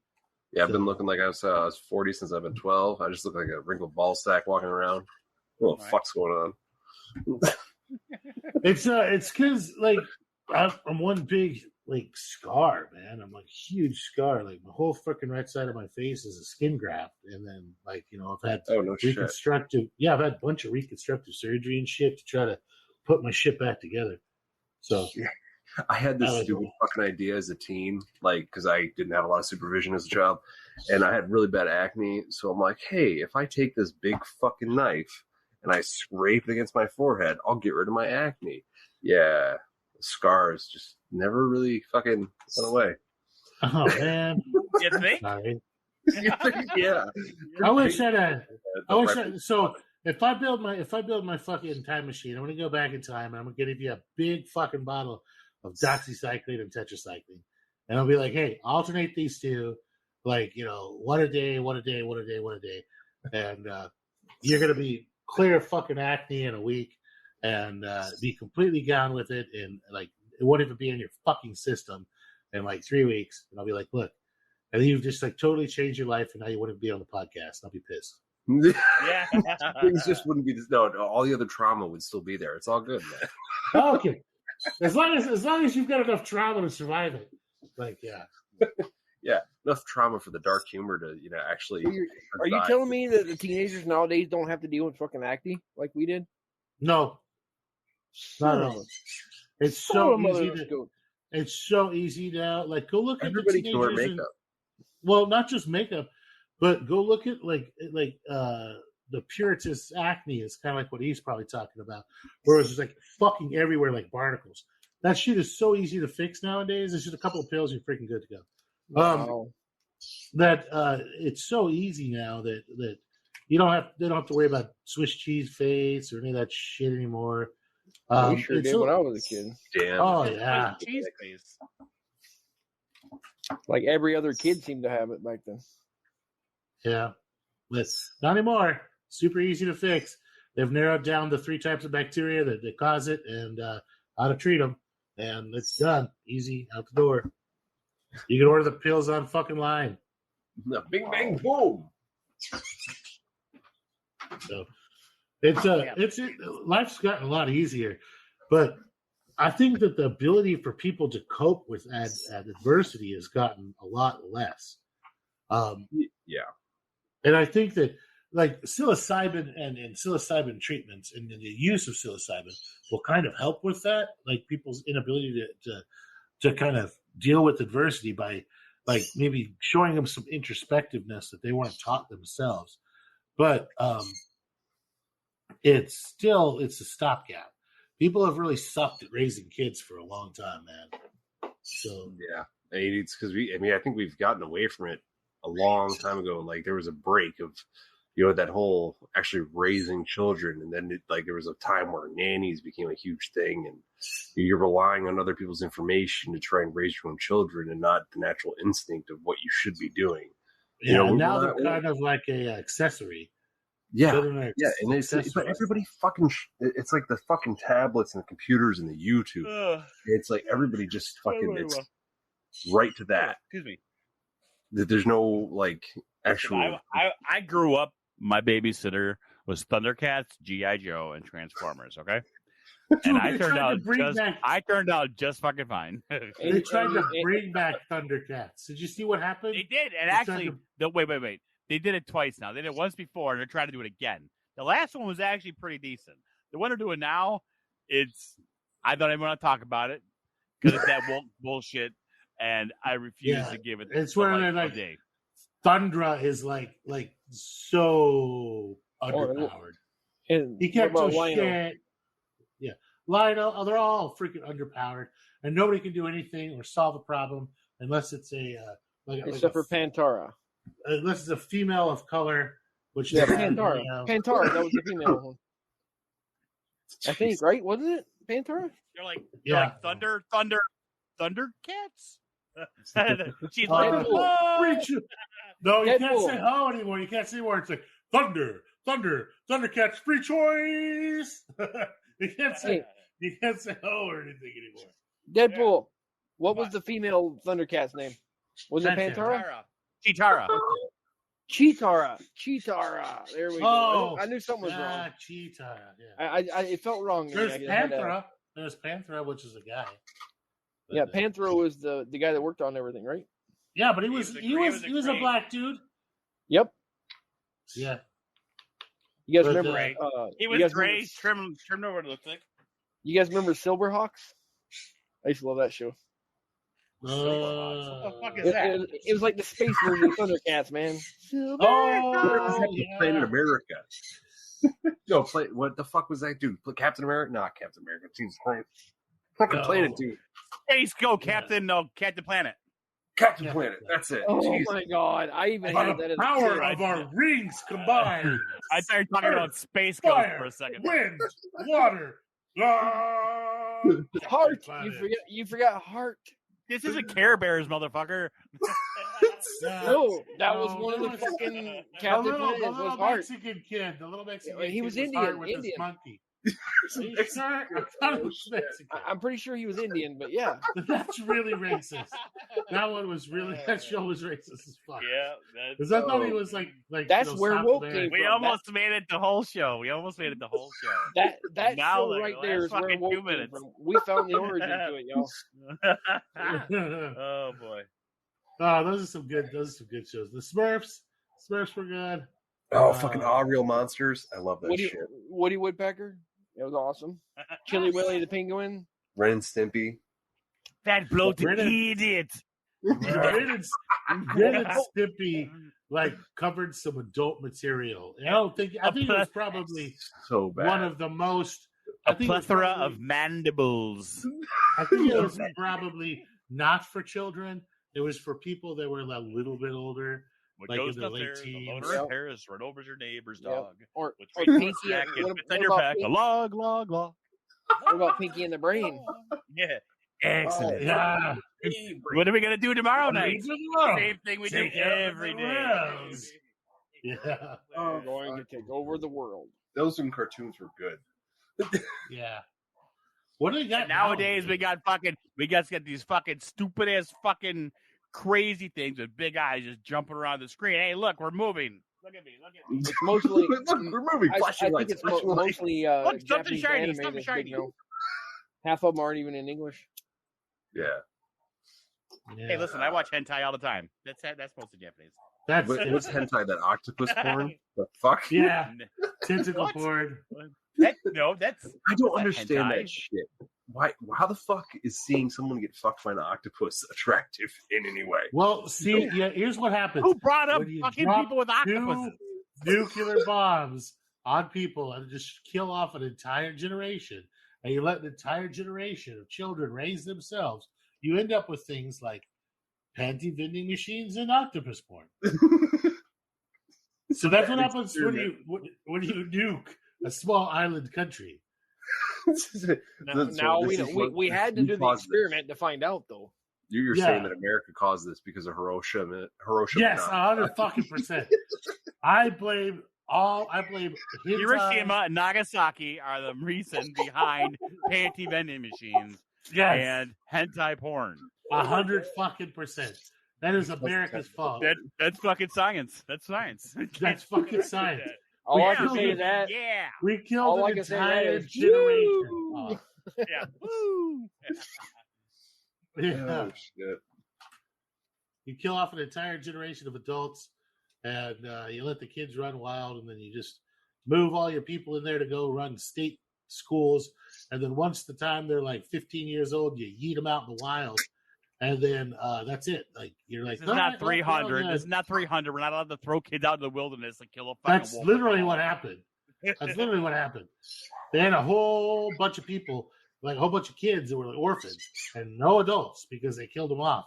And so they had giant state-run schools, kind of like similar to how they did like the Native Americans. And they just moved 10 cities in there. And then once the kids hit 15, they kicked them the F out. And they were like, all right, well, you have some books on your That's culture. when you. Go That's when read you Bill. adjust your language is to say F instead of fuck. That was when you kick the F out. That's you're like, I'm gonna censor myself a little bit. I'm That's gonna too say far. F. That is too far, sir. He's like, I'm not gonna do that. That's right. I'll draw the line. Well, I feel like it was a really sad time. Like, I mean, everybody's dead. You went to school in a tent. You ate shitty bologna sandwiches and American food. You don't understand the language a lot. You've just basically learned the basics. And then they kick you back out into the rubble-strewn landscape that was your freaking... Thank you. Come again. And they're like, all right, well, hey, you have books and stuff. Go rebuild your society. And then you hit puberty, and you're like, you know what? I really like panties. I'm going to invent a machine where you can get panties all the time. And I really like things with multiple arms and suckers. Yeah, and then another person was like, hey, that feels like what I think boobs would feel like. Octopuses are awesome. And the next thing you know, and that's how it happened, according to Farrell. History, according to Farrell. This fucking Japanese dude just wandering around in the waiting waters, being like, "Ooh, an octopus! Ooh, that must be what leather tits feels like." this hard part. Come here, little buddy. Come here. Yeah. We're be friends. I don't see a blue ring around. Let me tell you a story with my penis. Speak into the microphone. No bite here, you lose. This is what happens when we start an episode without anything to go for. We did great for the first 62 minutes. Except we're at now 118 minutes. And talking about There's hentai. Absolutely nobody that hates our podcast. Okay, except Penalius. But what Life is that? sandwich. I missed that whole fucking thing. Are we okay, still live? so yeah. I'm still alive.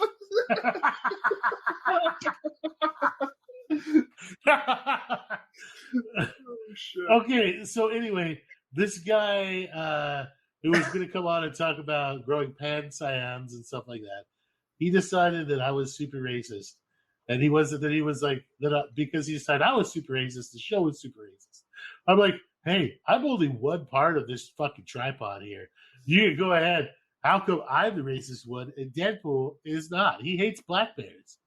Like, why, What the fuck? why do I gotta be racist? Anyway, I don't hate black bears. I hate all bears. I hate all bears equally. So he decided he hated us, and Panda what he bears. hated, and he said our show was just like a big show built on racism, and that we were. Some of my best friends are black bears. I got some in my family.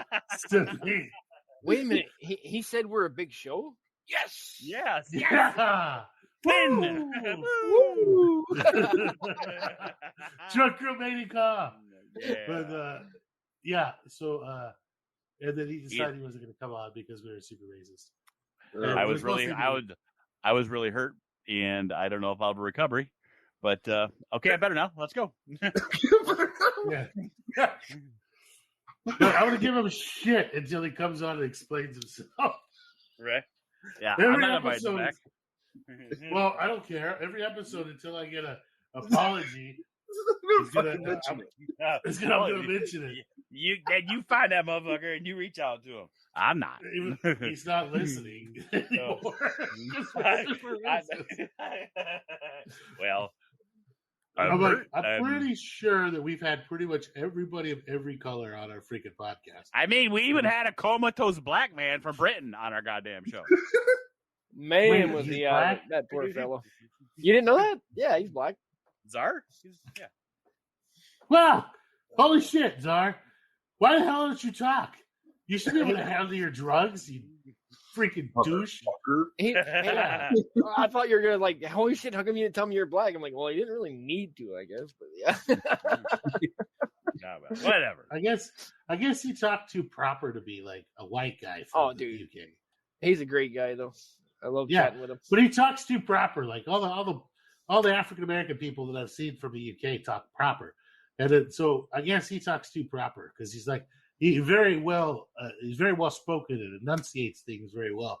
So I should have freaking known because he didn't talk like that soccer kind of squash shit that like trailer park soccer talk, like the normal white people from UK talk. You mean like what they call the pikeys? Yeah. Can't have Anthony May and a dig. Yeah. Exactly. What? The fuck did you just call me? I think he just said that he has. I think he just said that he had cinnamon flavored underwear from a vending machine. Wow. Something about a dog. Yeah, a dag from my mind, but can't have any, but a blue. This here's America. We speak American. Yeah. All right. And now that just got really out of hand. Awesome. Let's get Dave Chappelle. That Dave Chappelle where he played the KKK guy. Man, that dude is a freaking genius. That was one of my favorite episodes of all time. He hated himself. Yeah. He divorced his wife. Don't do it. Don't do it. Dave it's Chappelle, all right for Dave Chappelle to say it. He is a comedy genius. Oh, it was one of the best. It was one of the best. He couldn't get away with that today. That was only 10 years ago he could do that shit, right? Man, Dave Chappelle would do it anyway because he don't give a fuck. Maybe. But they've been doing a really good job of trying to cancel his ass, too.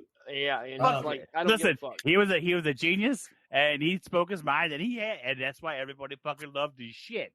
And didn't his partner fuck him over or something like that? He had a partner? It's like he had a show with someone. I don't know the story. I'm not about to put it out there in a podcast. It was something to do with the Dave Chappelle show. He got fucked over, I think, with his contract. Yes, and contract stuff. But it was like somebody else that will help write the show, and they fucked him. And, I don't know the story. Yeah, there's something. I don't know that part. Who even knows what I heard was real? All I know is Dave Chappelle lives in Ohio skits, among white people. I'd say my two favorite comedians is Key and Peele. You know those two? Yeah. Oh, yeah. Hey, Ron. Hey, dude, you have no idea how many times we on the ambulance quote that AA Ron shit. Like that whole skit of like people's names. We intentionally mispronounce them to see if the person is like awake and paying attention. Was that you that was saying that they met some people named A, B, C, D, E? Yeah, Absidy. Oh my God. And I would have their fucking name is literally pronounced Absidy. And I was like, I was stunned. Like I was like, I saw the driver's license, right? Because I picked him up off their body, and I was like, what the fuck? This has got to be a fake ass. This is the fakest driver's license I ever seen, right? Oh shit! Yeah, and they're like, it's pronounced Absidy. I'm like, how do you? Where's the vowels and consonants that make it Absidy? But wow, yeah. Turns out that's a thing, dude. Like, and that's not the first one I've met. Now I've met like 4 or 5. So somewhere somebody fucked up, like, and started saying it's okay to just name your kids random clipped out parts of the alphabet. It's perfectly fine. We're the first name in the phone book. Woo! Well, my wife and I, she got to name the first kid, and she gave it one of those new modern names. It's okay, just spelled wrong, but I won't get on that. The second one, I got the name. And like, you got a name in mind? I said, I have some ideas. And what is that? I said, my kid's going to be able to go to the store and buy stickers and little license plates for their bicycle with their name already on it. That's the only rule I had. Balaki is Balaki here. D-nice. You know the little toy. With some you ain't going to Walmart and finding a little toy license plate for your bicycle that says Absidy. I can guarantee you. No. That's usually what they have on there. So before you put your name on there, it's like the one that they show. Right? Maybe that's where they got the name from. Right? Dude, people are coming up with some pretty fucking weird names. Like, it's like they just gave up trying to come up with something original. And it's just like, okay, let me go with fuchsia. Yeah, fuchsia sounds like a great name. No, it's a fucking color. I have a good friend who's now these people are white as hell. like the moley type white, where they have like extra moles on their body. You know what I'm talking about? Mole, white as mole, fuck. mole. Like white, like multi generations of like the whitest of the white. Like me. And like me. And so you can tell when somebody's like had no color injected into their genetics at any time because they have a whole bunch of moles. That's me. So That's me. yeah, You're describing me right now. Anyway, one of them named their kid Jorgen, and then they named the other one it was like Jackson or something like that. But it was not spelled right. It had like a fucking silent Z in it. And I was like, how the fuck did you get JAIKZSON? And I was like, how the They fuck took a does that Scrabble make Jackson? board and they threw the fucker up against the wall and saw what landed on the floor, and that's the name. That's how I came. I was like, how do you get that? Nobody's going to be able to put that. He's never going to be able to write it. You're just going to call him Jack. That's it. He's just fucking Jack. That's what his name is. And Jorg, what are you going to call him? Joe? Because like, there's no way if my name is Jorgensen and if I didn't turn out to be a 6'8" blonde guy, right? There's no fucking way you're going to call me Jorgensen. Yeah, you're going to call me Joe. Like, and these guys aren't going to be tall. Or George, like, maybe. Yeah. These are not going to be tall kids. They're little red haired. Like, you know, they're going to be like dad's 5'4", mom's 5'5". That's it. They're going to be short little hobbitses, and you can't name them giant Viking names and have them be short hobbitses. Giant Vikings. Just not going to work out. That's how you get your kid, like a boy named Sue. My daughter did the DNA test recently. Oh boy! And apparently, from my side, she is 100% white. Yeah. Now, what extra white? Well, she got the native from my wife, which did not come from me, and mine is half Scottish and half English. I know English is boring, but that's what it is. So Scottish and English. So you come from two different islands that are right next to each other. Is what you're saying? Mm-hmm. Yeah, super white. Island hopper. If there was a highlighter colored white, yeah, there was no 1% East African, none of that stuff. I gotta convince my sister to do that shit because I just don't want to. Be like, hey, tell me what you got. I'm like 80% Scandinavian. Yeah, I know. According to what my grandmother says, I'm at least 25% Italian, but that's all I know for sure. I am. That's all she'll admit to. Yeah, I'm 50-50 Scottish from Highlands, like Highland Scottish, and I'm 50-50 Highland Scottish and Eastern Band Cherokee. So, but I've been thinking about it. My mother's maiden name, her last name was Scott. So I guess I should have put two and two together and realized I was part Scottish. Right? Yeah. And then I think that everybody should I think there should be some outbreeding, like at least every third generation, just because if you see most of the health problems that we see in people are people who are like, so quote, purebred, one color or another, right? Like you see, like if you want to go and look at like a group of population who has a whole bunch of problems with like what is that that terrible blood disease that affects African Americans? Sickle cell. Oh God, I have a patient that I've known for several years that has sickle cell, and shout out, you'll never listen to this, but you're awesome and keep going, buddy. That they have sickle cell and it's just extreme freaking pain all the time, and they are strong as hell because there's no way they're in their 30s and there's no way I would have lived that long with sickle cell. What happens is that because of the funky shape of the blood cells is they have a tendency to clot up randomly and just shut off blood supply to that limb.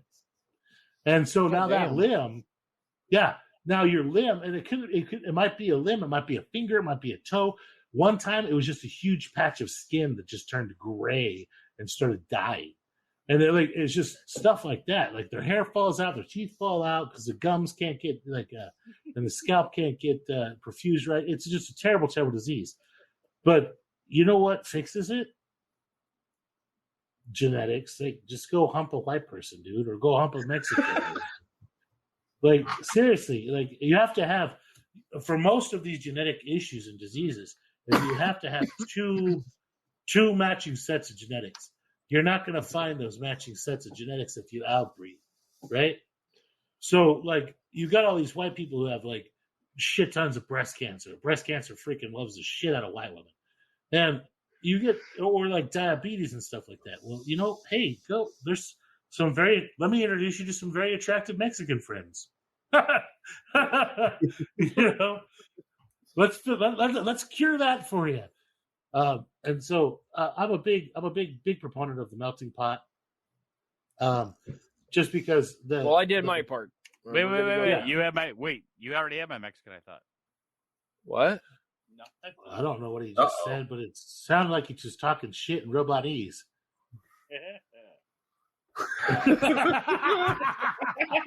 Little fucking laugh in the background. Yeah, exactly. It's like there's Transformers talking shit than a giggle. I don't know what you're talking about. You just called me a bitch, didn't you? But like, you see that happen all the time. But you see people like places where, like in Texas, like border areas, where a lot of people are 50-50 or 25-25, or you know, where they have a bunch of mix of genetics, that you don't end up with the same genetic issues, the same cancer rates, the same insulin resistance rates. You don't end up with as much sickle cell and everything like that. So I think that it would be great, man. Like, you know, whatever my daughter is attracted to, have at it, girl. Like, we're great. Like, long as they're a good person. Exactly. You can find shit people of any culture in any type of place. I will be angry if she marries someone in the CCP. It just won't happen. But other than that, the world's her oyster. Have at it, girl. As long as they like outdoor shit. Because if you bring me some goddamn city boy who can't change a fucking tire, he ain't worth it for you. Let me just say one thing out there to all the future suitors, any of my daughters. I'm not afraid to go back to prison. Just remember that. You'll be fine. Yeah, baby, yeah. Like, there's going to be a pretty, like, if somebody wanted to date my daughter, God help them, you know, many years from now, that I have set a very good example for my daughter of what a man should be. Yep. And it's going to be very hard unless they have came from a good family or they have a very good head on their shoulders and understand that part of being a man is that what there's going to be labeled toxic masculinity. And part of being a man is being the first person to get out of bed to go see what the bump in the night sound is, and not being afraid to go and see what the bump of the night sound is, because you are in charge of protecting your family. Or it's being afraid and still doing it. Yeah, that's another one. It's being the one to get out when it's fucking raining and take the trash out to the curb, because you don't want your wife to get wet. It's the one that goes out there and warms the car in the freaking morning for your wife, so that she doesn't end up, like, you know, getting into a cold car with the frozen windshield. Wait a minute. I call bullshit. You live in the freaking tropics. Come on here. It happens. Whenever it happens here occasionally.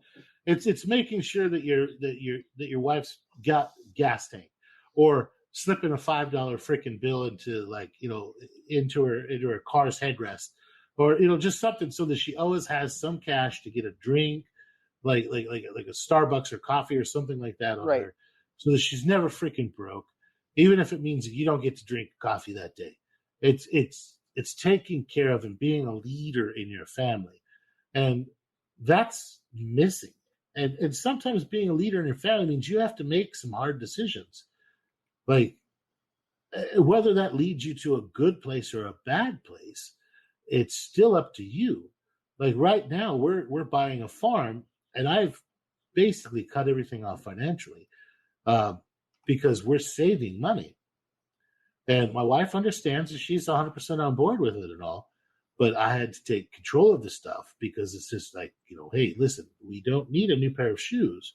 We don't need stuff. Sorry, I have to be the adult. I have to be the man right now.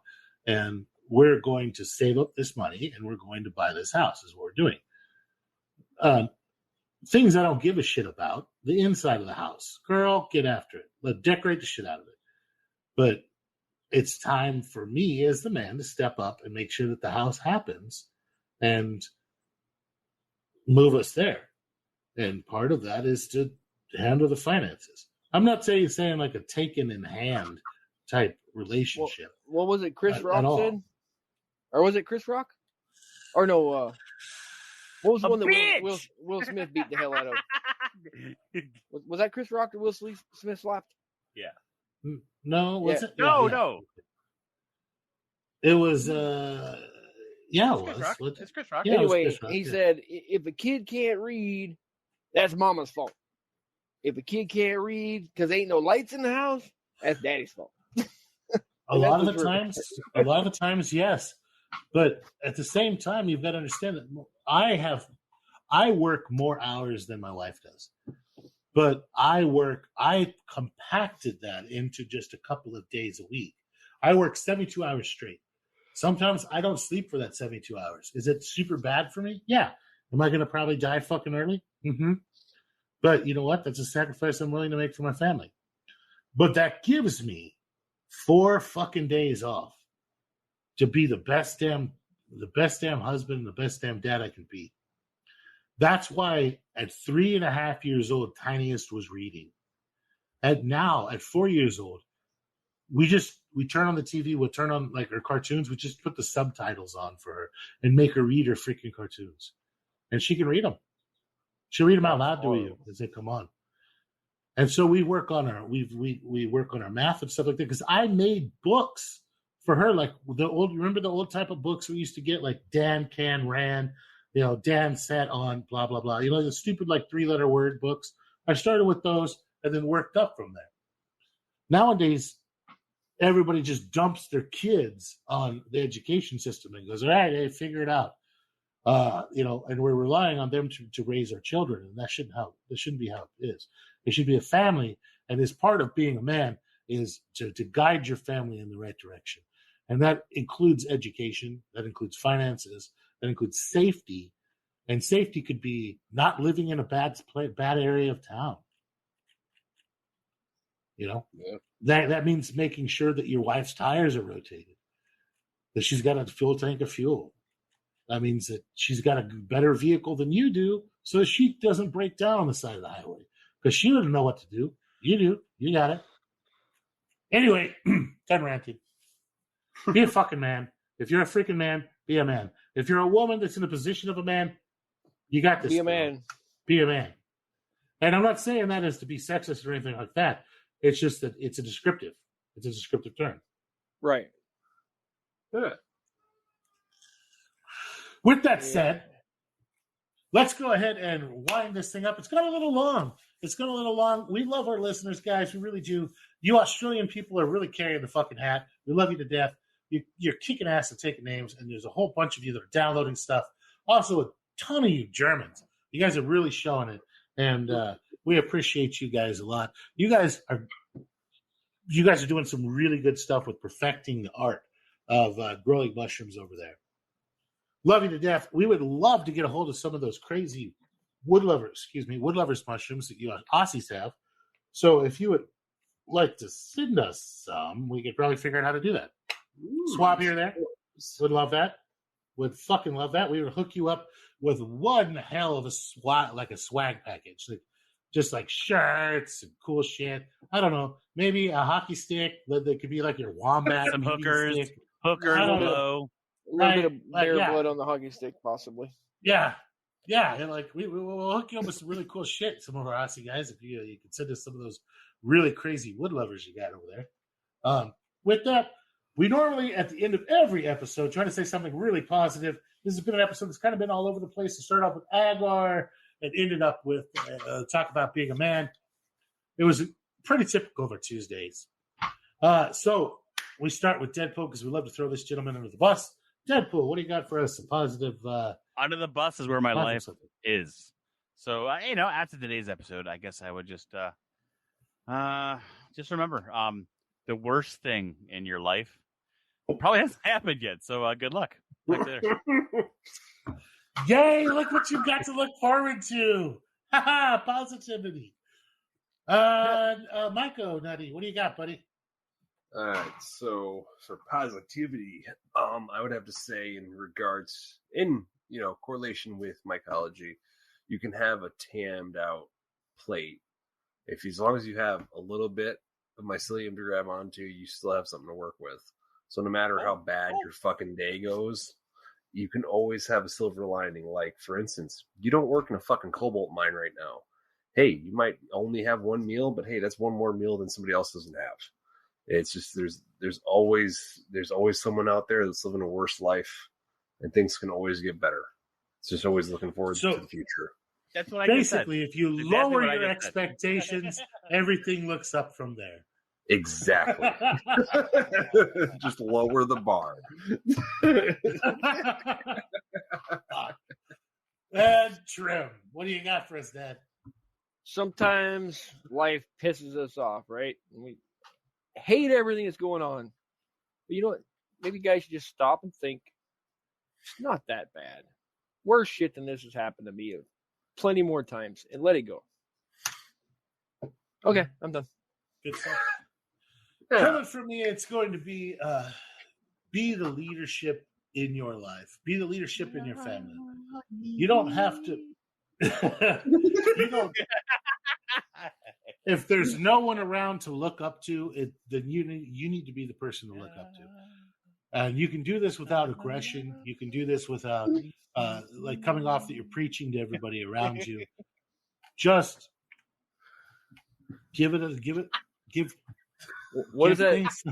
What is the old saying? Fuck up. What is the old saying? No other leader around, then you've got to be the leader. What is it? Be the change that you want to see in the world. Is that what they? Is that how you? Take care of your family first and foremost. Make sure your family eats. Make sure your family's safe. Make sure your family's happy.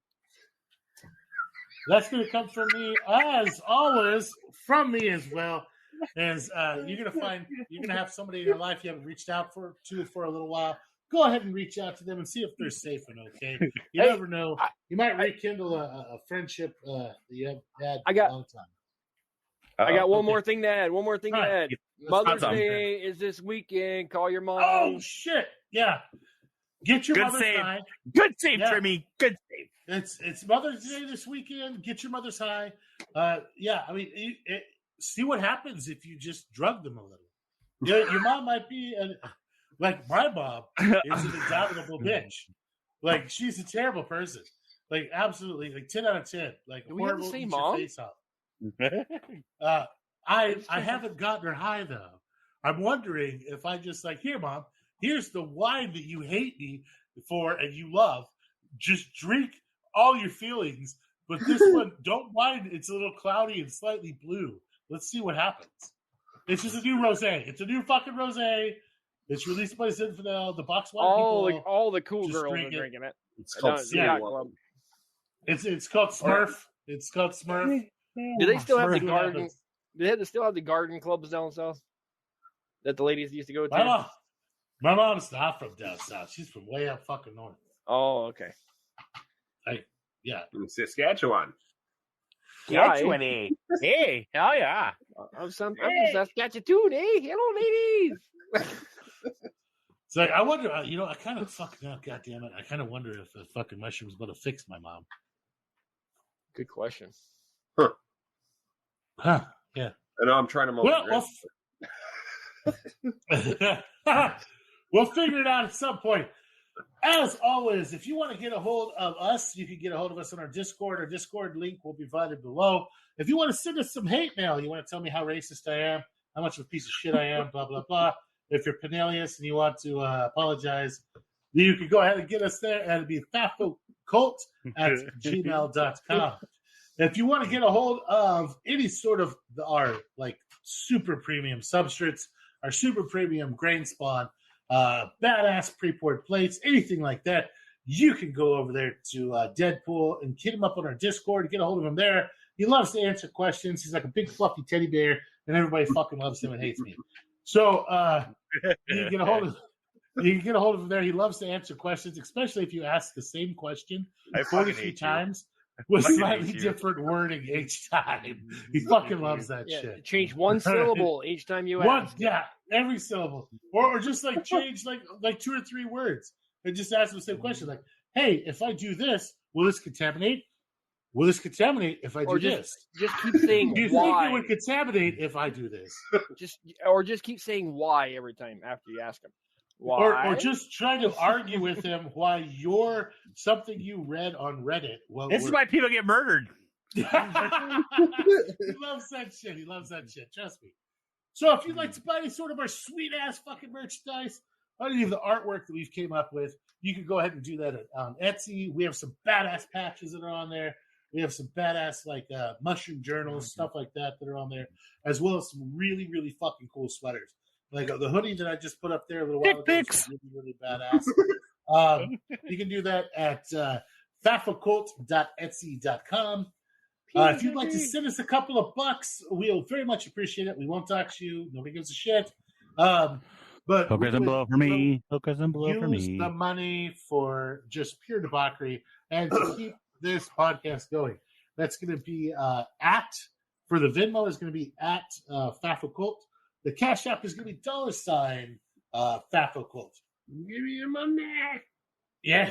I'm saving up for some New Balance shoes, you guys. Come on. Yeah. I'm looking for the biggest crack rock I can find.